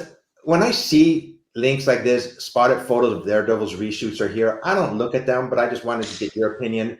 When these are basically spoilers. There's so many spoilers out there nowadays. I just turn away. I don't want to hear it. I don't mind seeing a trailer every now and then, but spoilers, this is what's going to happen. This is what this person looks like. I don't even look at them anymore. One trailer. I have a one trailer rule. That's I watch one trailer, and that's it. After that, I want to be surprised with the rest of the film. Yeah. The picture on the right, this was quick. I just posted this, and then like the next day, the Bullet Train director to direct the new Jurassic World movie, like about 24 to 48 hours later, says he's not directing it anymore. From what I heard is they already have a script set, and they just want somebody to direct it. They don't want like their input in the movie. They just want him to direct the movie as is. But he said, and that's one of the main reasons from what I read, that he's out as director. So hopefully, it's another Jurassic World movie. So I mean, it's like going to be the 7th one, I believe. So. But yeah, hopefully they'll find a director. Then they let this director do some of his own thing, not just follow the script. But we'll see. And next up right here, these are some of Disney Marvel movies that are coming out in 2024 and 2025, and even 2026. The Mandalorian Grogu movie is not coming out until 2026, and Frozen 3, Toy Story 5. One thing that I found interesting on the bottom right-hand side on the Marvel Studios, it says Bob Iger says they're reducing volume and output at Marvel Studios. I think this is a good idea. I think they just have to reestablish themselves. What do you guys think about this specifically? Go ahead, Dando. I got my 100% quality over quantity. Yeah. 100% quality over quantity. Like if you're going to reestablish and reset and give us what we want. And I think right now, I could be just taking the temperature of the room of what I've been seeing lately. The main core of Cap, Thor, Hulk, I think we're kind of seeing a little bit of the well being a little tap draw on that. So let's go a little different. The whole concept of having the Blade film coming up, like that was big. I think people want to see a little bit more of that right now, like coming out of the main Marvel names, and let's start getting a little bit of different stuff to happen. But let's put the same quality and care that we put into Iron Man and we put into that stuff, the Avenger films. Let's do that with the new movies. Let's put that same effort and energy into that. I think I know what has gone on with the MCU is that when they started with the Silver Age, and the Silver Age was these elitist they were elite all-stars, Stan Lee, Kirby, and all the rest of them, and the bullpen that was just dynamite. This was the most dynamite team in comics history. And that expanded to the Bronze Age and the Copper Age because these same people had a template to go on. I think what's going on with the MCU is that the beginning core of that group started out fantastic with phase 1 and 2, but as they expanded, they needed more talented people that were as talented as they were. They simply don't have them. And they started branching off into Sony, which was probably the worst choice ever because I think they were the weakest of all the producers. And who else did they use? Was it Columbia? Columbia's hit or miss. So again, there's a major talent shortage in Hollywood. I think that's what's happened to them overall. They forgot what made them famous, and they forgot what made them entertaining. The stories from those those eras that you and I grew up with, Ephraim. So I guess I wanted them to expand. I wanted to see more because there's so many stories to be told. But if they don't have the wherewithal and the talent to do it, sadly, this is their best course of action. I heard the actress for Thunderbolt, she was the White Widow. She posted on social media that she's not even sure this movie's going to be made. It's been delayed so much, and she just posted this is not verified by anybody. She just says, I honestly don't know when this movie's coming out. And another thing, in Moana 2, the one on the upper left-hand side, this is a sequel to Moana. The first one is coming out in November 2024, but they're also making a live-action Moana with The Rock. Besides this, so it's going to be 2 separate movies. There was rumor that they don't even have like Moana and The Rock cast yet for the second movie yet. So there was a whole lot of mess that was coming out of that. Yeah. Can I make a cynical comment? Sure. This is our show. Do whatever you want. Right. Okay. I'm one of the few that absolutely loved the Black Adam movie with The Rock. I think he nailed it. And it was the first time in my as an experienced collector that DC finally had it going. And then now that they decided they don't see what I see, this is what The Rock has been reduced to do these sort of movies. It doesn't strike me that this is something he would do, but I don't know. I'm just really disappointed with that whole thing. It's still a very bad taste in my mouth that there's not going to be a Black Adam Superman. Yes. Down the road. That just sucks. It just does. Yep. I saw that movie. I enjoyed it thoroughly. the last scene when Superman shows up, I went, "Oh yes, please." Then after we're not doing it. I'm like, dang man, Yeah. I would love to have seen that fight scene. But That could have been a 30-minute fight scene and nobody would have cared. Nobody. Yeah. Yep. Okay. Let's see what else I got next here. These are just more, like I said, these are just information that I found online. Jim Carrey will return as Dr. Robotnik in Sonic 3. I've never seen Sonic 1 and 2. They're cute. They're cute. They're cute. My son and my daughter love them. They're cute films. Yeah. And now talk about Marvel news. So there's so much information. I don't know what's true and what's not, but I posted this. Is Jeremy Renner and Paul Bettany are both set to return to the MCU as Hawkeye and Vision.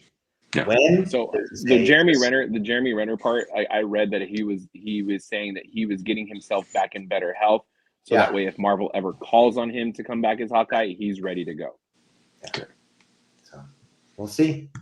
And let's see what else here. James Gunn has finished writing Peacemaker season 2. I love this show when it first came out. Peacemaker was a lot of I didn't know much about Peacemaker at all, to be honest with you, but great.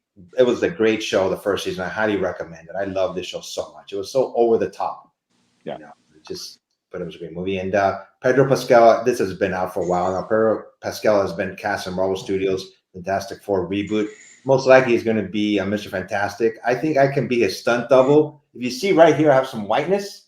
You probably can't see it, but I think I can be his stunt double, So the older version of Fantastic Four. Ephraim, your career has just been started right here, right now. This is groundbreaking stuff here. You will be the stunt double, and we're all going to be famous from this day forward. Yeah, you guys. Dan, this is Dan. It has to be. Dan, this is a joint management team here. They talk to us before they talk to Ephraim. Yeah. Just let them know now. Dude, if I become the stunt double to this movie, I'm taking you guys with me. That's all I gotta say. I could be Willie Lumpkin, the mailman. All right, 'cause I'm old enough. Yeah. I can Little get layers coffee and everything. What's that? I can get coffee. There you go. We'll see what happens, guys. Let's see what else here. This I was very happy about this. The one on the left, Zolo Madurena. I'm Hispanic. I can't even pronounce his name. Mariduena. Mariduena. Okay. Confirms Blue Beetle will return in the new DCU. I love the first Blue Beetle movie, and this was great news to me. I just really enjoyed this character. Hopefully he'll be. I agree. I think that's a good move. Yeah. We have a comment here by Cliff about I feel lukewarm about Pedro joining the FF. We'll see. I'm with Cliff. I'm totally with Cliff. I think it was a bad choice. Yeah, we'll see. And Millie Alcock is officially Supergirl in the James Gunn's DCU. She's in, what was that show called? House of Dragon. House of Dragons, yeah. So we'll see how she does.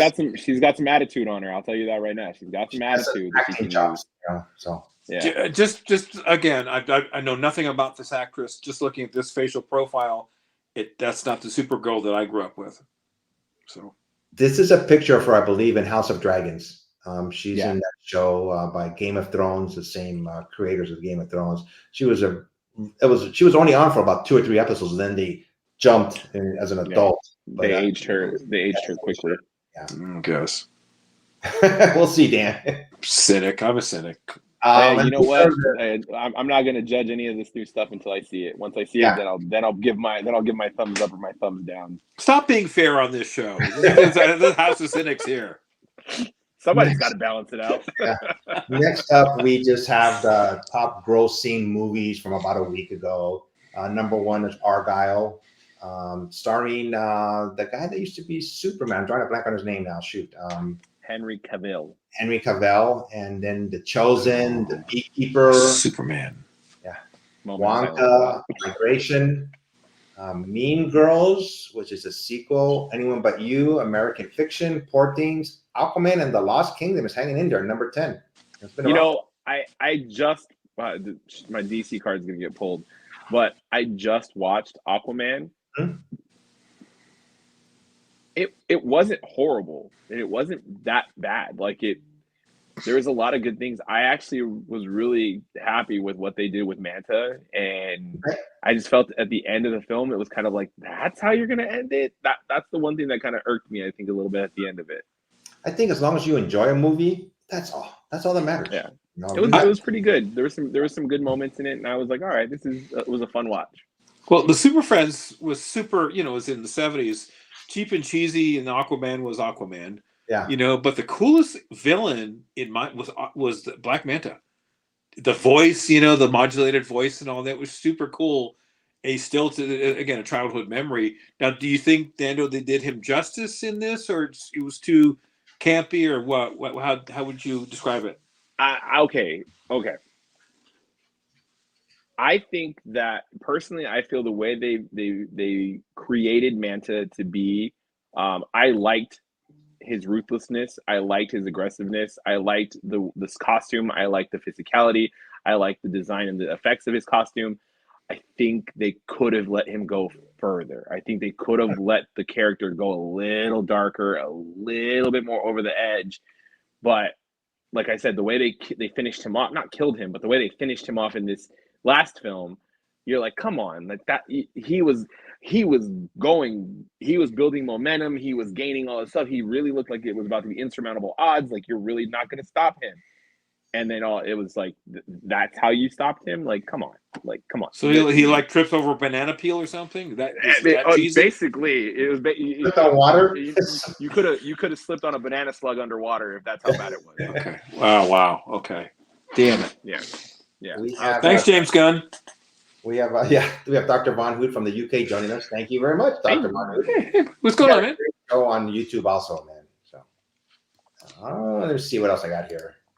Okay, recommended. This is the one TV show that I just recommended. I've been watching. It's just something I just found fascinating. It's a world that I love. This type of food, so to speak, but I would never go to the extent of what these people are doing it. It's on Hulu, I believe. It's called Super Hot: The Spicy World of Pepper People.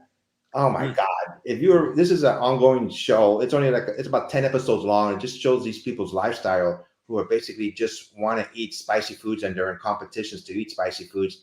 And there are certain people are on a quest to create the spiciest, chili, so to speak. And it just goes showing them what the body goes through. And it's just like a drug, obviously, but they keep on doing it. It really messes these people up. You should see this show. It's on Hulu, but they just keep on going.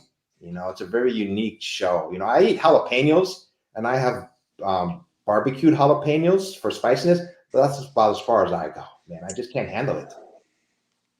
Yeah, I need to one day, Efren. You're not too far from me. One day you got to come up, and I'll treat you to my pork belly burn ends that have candied jalapenos on top. Oh, really? Wow. Yeah, it just is an interesting show. Like I said, it's on Hulu, and when I'm watching, I'm just like staring at these people. They show them in a competition, just eating, and they just show their faces basically falling apart. Okay, I'm going to be the worst Hispanic you guys are ever going to know.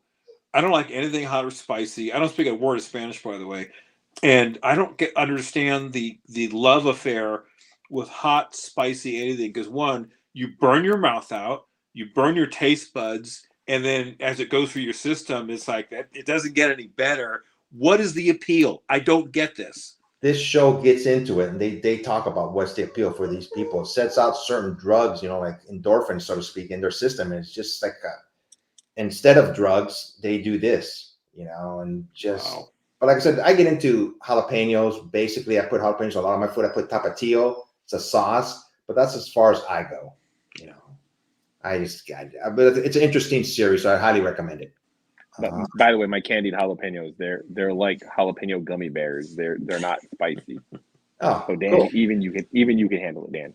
Here's the thought, Nando. At your next show, have a little restaurant thing on the side your wife can serve for money. That's not a bad idea. Yeah, it's already called The Dark Bite with Comics and Q. It's already there. Nice. See, there you go. There you go. We got a comment here from Dr. Von Hood. That sounds great. I can't do hot food, but I like watching someone melt down eating them. That's what this basically is, And, from Cliff, spicy food can be good for you. Stay away from vinegar-based spicy sauces. Good to know. Okay, guys. Everybody knows yesterday was a Super Bowl, and I have to talk about it briefly, but congratulations. I'm a Niner fan, but congratulations, Kansas City Chiefs. I was all bummed out yesterday. Good thing the show wasn't on yesterday. I would have been silent probably the whole time. I had trouble falling asleep last night. I mean, damn it. But Yeah, not yeah. again, The Niners have lost 3 straight Super Bowls. Ouch. Bummed me out, But Kansas City won. They won fair and square, So Yeah. kudos to you guys. And, I think I speak for most people in the Bay Area. We're all sick of Taylor Swift. yeah. Nothing personal against her. It's like a song that's being overplayed on the radio. Just go away. But Dan, hope springs eternal. Spring training is pitchers and catchers have shown up already, I believe, in some of the teams. And the spring training takes place in Arizona and Florida, the Cactus League and the Grapefruit League. So baseball's just around the corner. Yeah, I'm just keeping my fingers crossed to see how the Giants do this year. Okay, here's a question. You're a big Giants fan because you're a Bay Area product. Yeah. This year, the Dodgers have done what the late George Steinbrenner did in the 70s with the Yankees. He had so much money, he would buy his World Series every single year if he could. Yeah. This year, the Dodgers have done just that. They're putting themselves into that same category, the team to hate, even more so.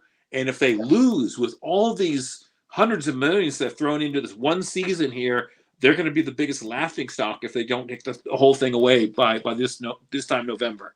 Usually the World Series champion has like everybody's after them because everybody wants to beat the champs. I think that's going to be the Dodgers this year. Yeah.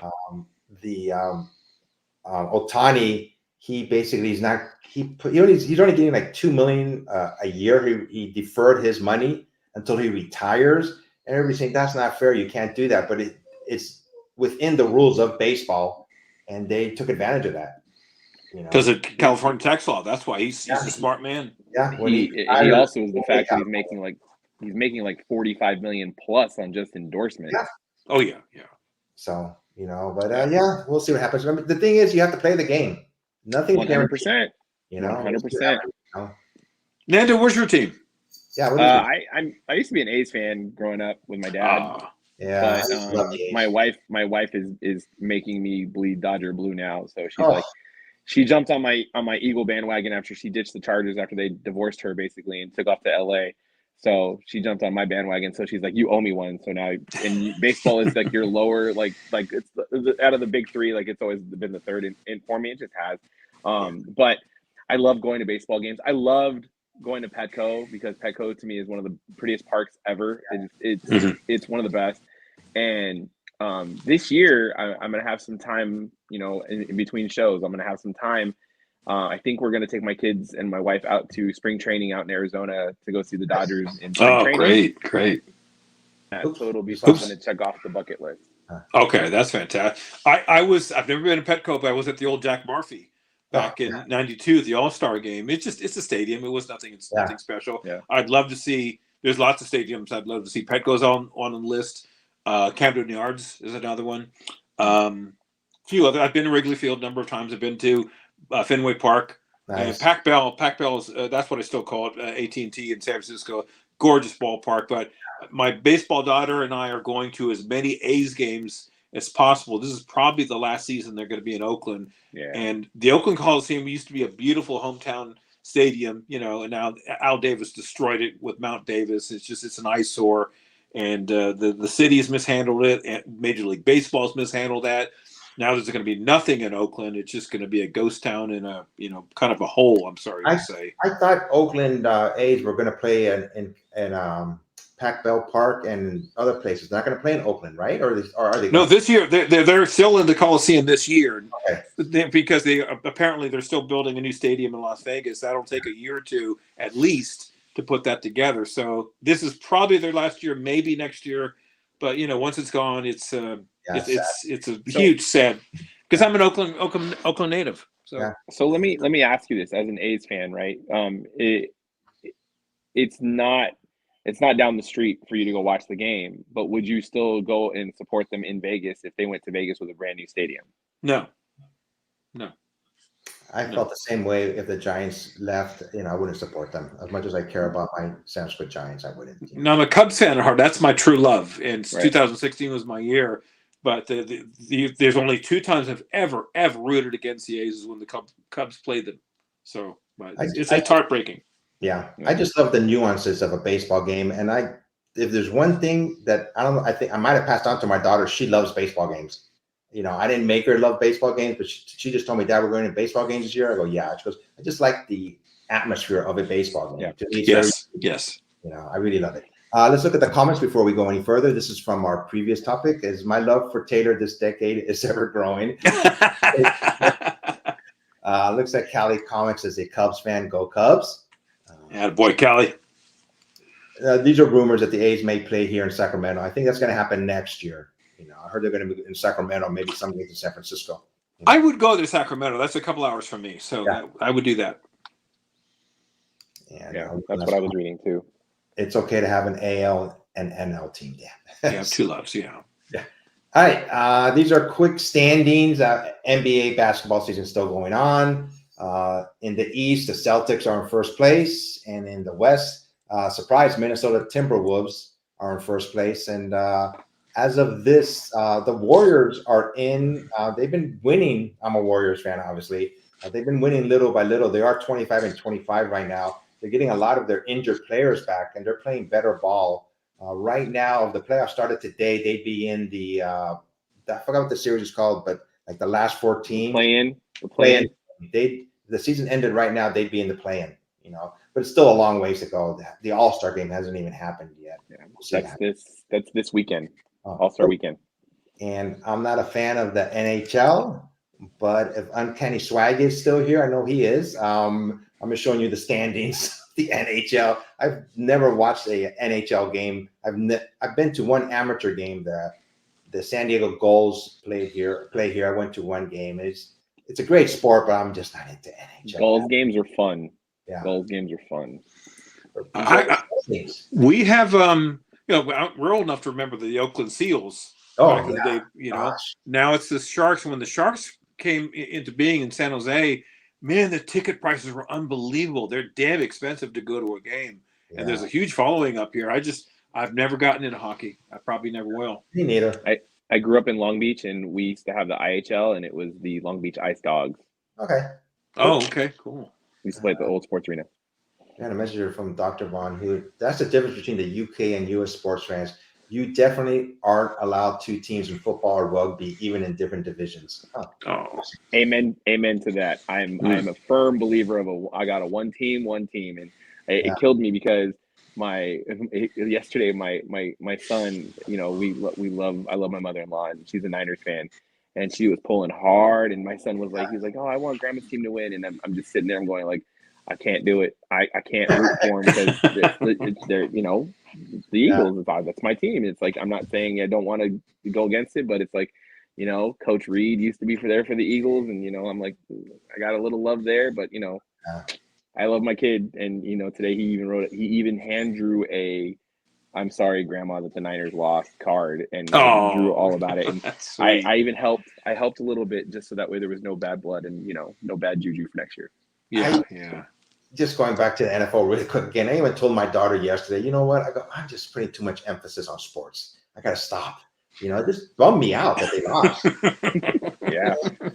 It happens. Cubs fan, Cali, go Cubs. All right, guys, let's move on. Let me see. Predictions. We started this last time we did a show. I'm asking you guys a series of questions, and I just want to get your predictions or comments on them. You guys ready? Oh, yes. All right, first one. Is it time for a new age of comics? By that, I mean the modern age of comics has been since from 1985 to the future. Myself, I think it's time.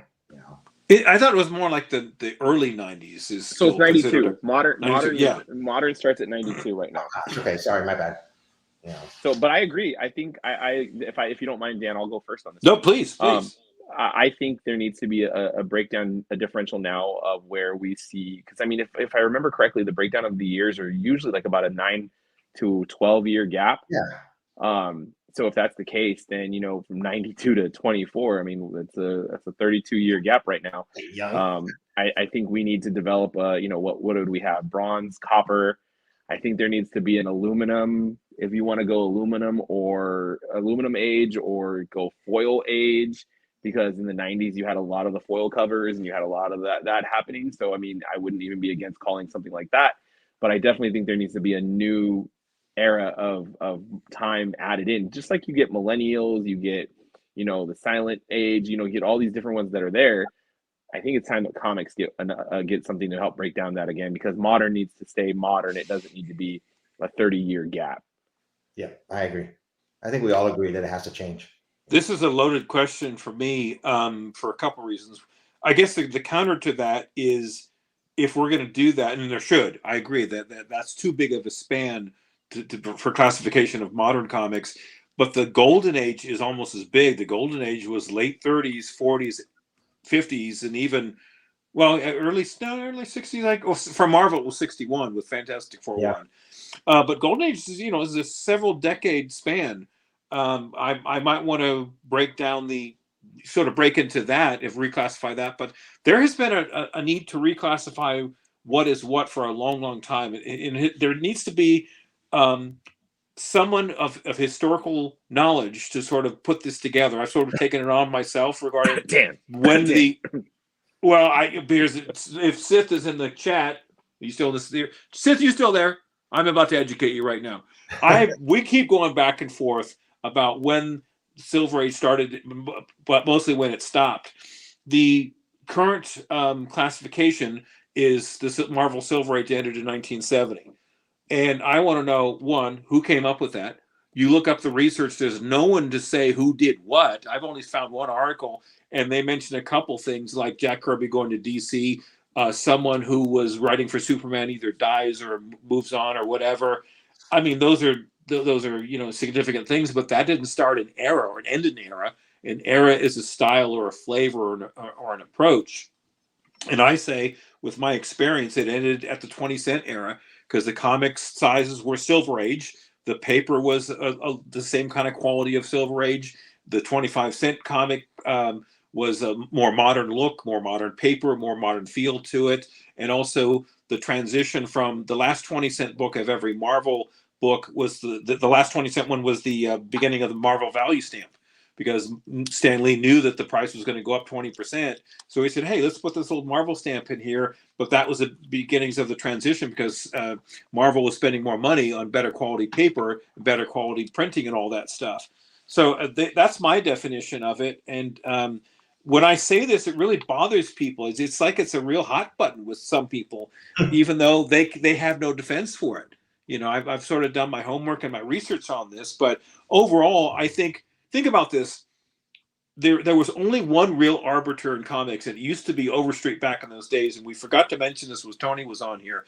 When Robert Overstreet was running everything, he had a great database of not just comics, but antiques and collectibles and all that. He had several other books to refer to regarding collectibles. But Overstreet and Robert Overstreet hasn't been in charge of the price guide in many decades, to my understanding. There is no arbiter. There is no organization that says this is what comics are. This is the history of this. This is the history of that. It all comes down to the community. Sadly, CGC has sort of taken that mantle, but they are wrong, flat out wrong on some classifications. So this is an incredibly loaded question. Who's going to come up with this? I appreciate your enthusiasm, Nando, and your support. I'd love to get the ball rolling on that, but I have to get past people like Seth Lordley. So I read an article about a year ago, had to do with this topic. And usually when there's a new age, something happens that just kind of jolts the industry, so to speak. And this one gentleman, this article said that the new age should be called the Iron Age of Comics, because that's when the first Iron Man movie came out. So it's got to be something that's unique, you know. But anyways, let's look at some of the comments here. Let me see what we got here. It's the least amount of sales in history of comics, right? I presume you're talking about the modern age. I have no idea. No, so I would think so, though. Well, the 90s, that was true. Yeah, that is true. And then we have from Dr. Von Hood, the 90s needs to be the foil age. That's a good point. I've heard that more than once. Yeah. And we also have from Cali, it's the digital age. Yeah, that's true. These are all great. Yeah, these are all good. The foil age at Spawn #1. Very interesting. And then we have somebody that showed up, Make Havoc. What's up? Hey, thanks for joining us. We're just talking comics. Welcome. He's got a good point here. I love foil. Yeah. Good. That's my buddy. That's my buddy Steve. That is Mr. Image Youngblood, Oh, nice. all that, all the foil '90s garbage that everybody used as kindling. That's his stuff. Thanks for showing What up. up, Havoc? Let me see. What's my next thing here? Okay. Will Star Wars ever have new characters as popular as the originals? They are introducing them in the Marvel books every now and then, and even in the movies. But myself, I don't think anybody's ever going to top the original ones. As far as popularity is concerned. Nando, what say you on this one? I mean, yeah, I mean, most of the characters derive out of books and comics before they kind of get established in film or on cartoon or animation or anything, or even video games too now. So I think you're going to start to see the influx of characters still develop kind of that way. Obviously, gaming has a huge influence in the market and what we see nowadays more than ever before. So, I still see that that's an avenue where you're going to see more new characters developed than you would see kind of through here. I think Disney's kind of noticed that the Disney Plus era isn't the best way to introduce new characters because, outside of Mandalorian and Grogu, I mean, yeah, you didn't really get anything else out of that, and you could have put a lot of work into to try to see what was coming out of that. So, yep. Granted, Grogu and Mando did a good job in generating funds and money, but outside of that, what else was there? Yeah. Well, you can look at this a couple of ways. I mean, you could have said that back in the Golden Age. Will anyone be better than Batman, Superman in the DC universe, which was a stunning beginning to comic books? Well, then you would have to have waited till the early '60s with Spider-Man, Hulk, the Avengers, and all those guys. Those were characters that we recognize today as popular as the Golden Age counterparts. I think there could have been regarding Star Wars, but the Star Wars movies of the last number of years, to every Star Wars person I talk to, just aren't anywhere near as good as the original movies. And if they had better writers and better scenarios, maybe you would have had characters that shone through those, but really there isn't. So I think if you get just like Marvel, if you get better writers and better quality people putting these things together, there will be new characters that will rival the popularity of the originals. I just don't know. I just have such a love affair with the older Star Wars characters and even Marvel characters too, that they're always coming out with new characters. But to me, I don't think they will be as popular, as the originals. It's got to be something that hits with the new generation, right? Because there you go. The whole has to sit with this generation, because the reason why Star Wars has had such the following and the longevity is because the fans have been around since the beginning when they started in the 70s and are still around today, that push the love to their kids and to their grandkids now, so you're seeing that push through. So there has to be something that connects to the next line or it won't continue on. I think I just did a rookie mistake. I muted myself. What I was trying to say was that I don't think there ever will be as popular as the original characters. You're probably right. Yeah. I think I have one more question. Will we, this one I wish, will we ever see another Marvel DC crossover event again? I love them when they came out. In comics or movies? In comics. I'm talking about comics. Sorry. No. That's a shame. To me, it's a shame. I love them. Because egos will be in the way, and unless they are dirt broke and have nothing left, their egos will be in the way and you won't see it happen. Do you want to see it?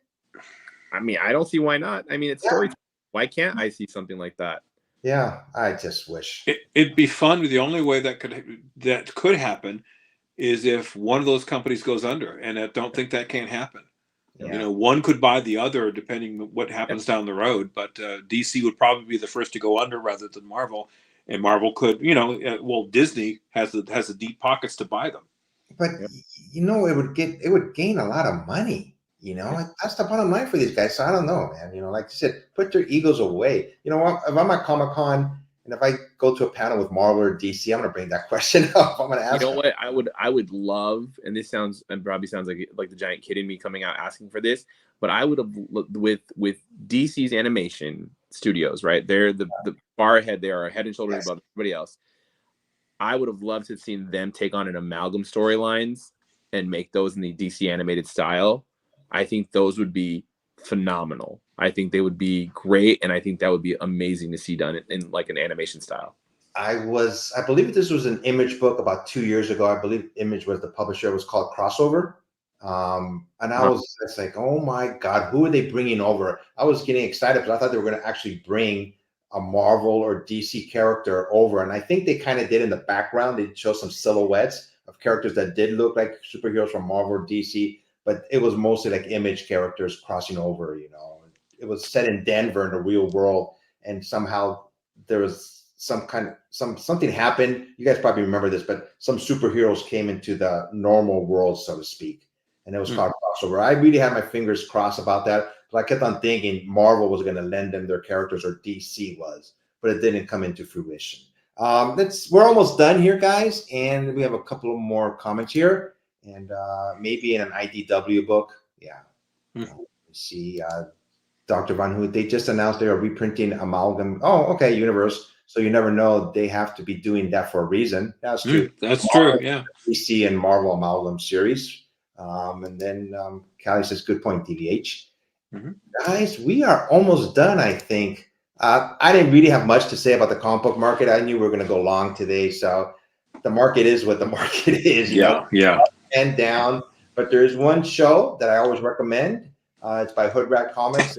They always talk about Cold Comics analysis with the Hood Rat Comic podcast. I believe they come out every week, and they just show it. This is by Go Collect. They show which books are, you know, getting cold or not as, you know, valuable or price wise as before. This is on Ian's channel. And I swear, hold on, go back to that if you don't mind, Ephraim. I swear those two young men try to make this old man cry every week when they produce that show, because most of the comics they show were in my collection. Yeah. I was actually on their show a couple of weeks ago. They had me on there just to, you know, as a guest host. So it was fun, you know, doing a show with them. Interesting topics. They basically go through eBay prices, and I think they go on the Go Collect, you know, what their pricing is, and they just pick books that are basically dropping in price. You know. So there was a book that they just talked about last week that I was like, I just got this, and I was like, sweet. And then, like, look what it dropped down to, and I was like, oh yes. I was like, oh man, nice. I was like, but at least mine is double signed Perez and Wolfman. So oh damn, that's nice. That's nice. That's nice. But seriously, I love those guys. I love that show. But there's two sides to every story. That those are, if they're profiling these books, now's kind of a great time to get your hands on one. The one from this past week was the first Moon Knight. I love Moon Knight, and it's been up there in price, and I've wanted to get a decent copy. And now I'm going to start taking a second look, because thanks to their profile, it's within range. Yeah. Yep. And our last slide. Oh, you got something to say, Nando? I'm going to start creating a little sticker with their thing on it from Cold Comics, and I'm going to put it on my slabs at the show and be like, "Oh, as seen on Cold Comics, with Space Hood." Okay, guys, we are at the end. Anything else? Anything else you guys want to talk about before we say goodbye? And hopefully be back next month in March. Oh my God, next month in March. Jesus Lord. I'm just going to say, just be very careful still. It is a volatile market. It's an election year. It's as a political news head, and I don't talk about politics unless I have to. It's going to be a real wild year. Be very, very careful with everything, even going out in public. A lot of protests, there's a lot of stupid stuff. And regarding the economy, who knows what's going to happen? And I always say, if you can, I'm still collecting.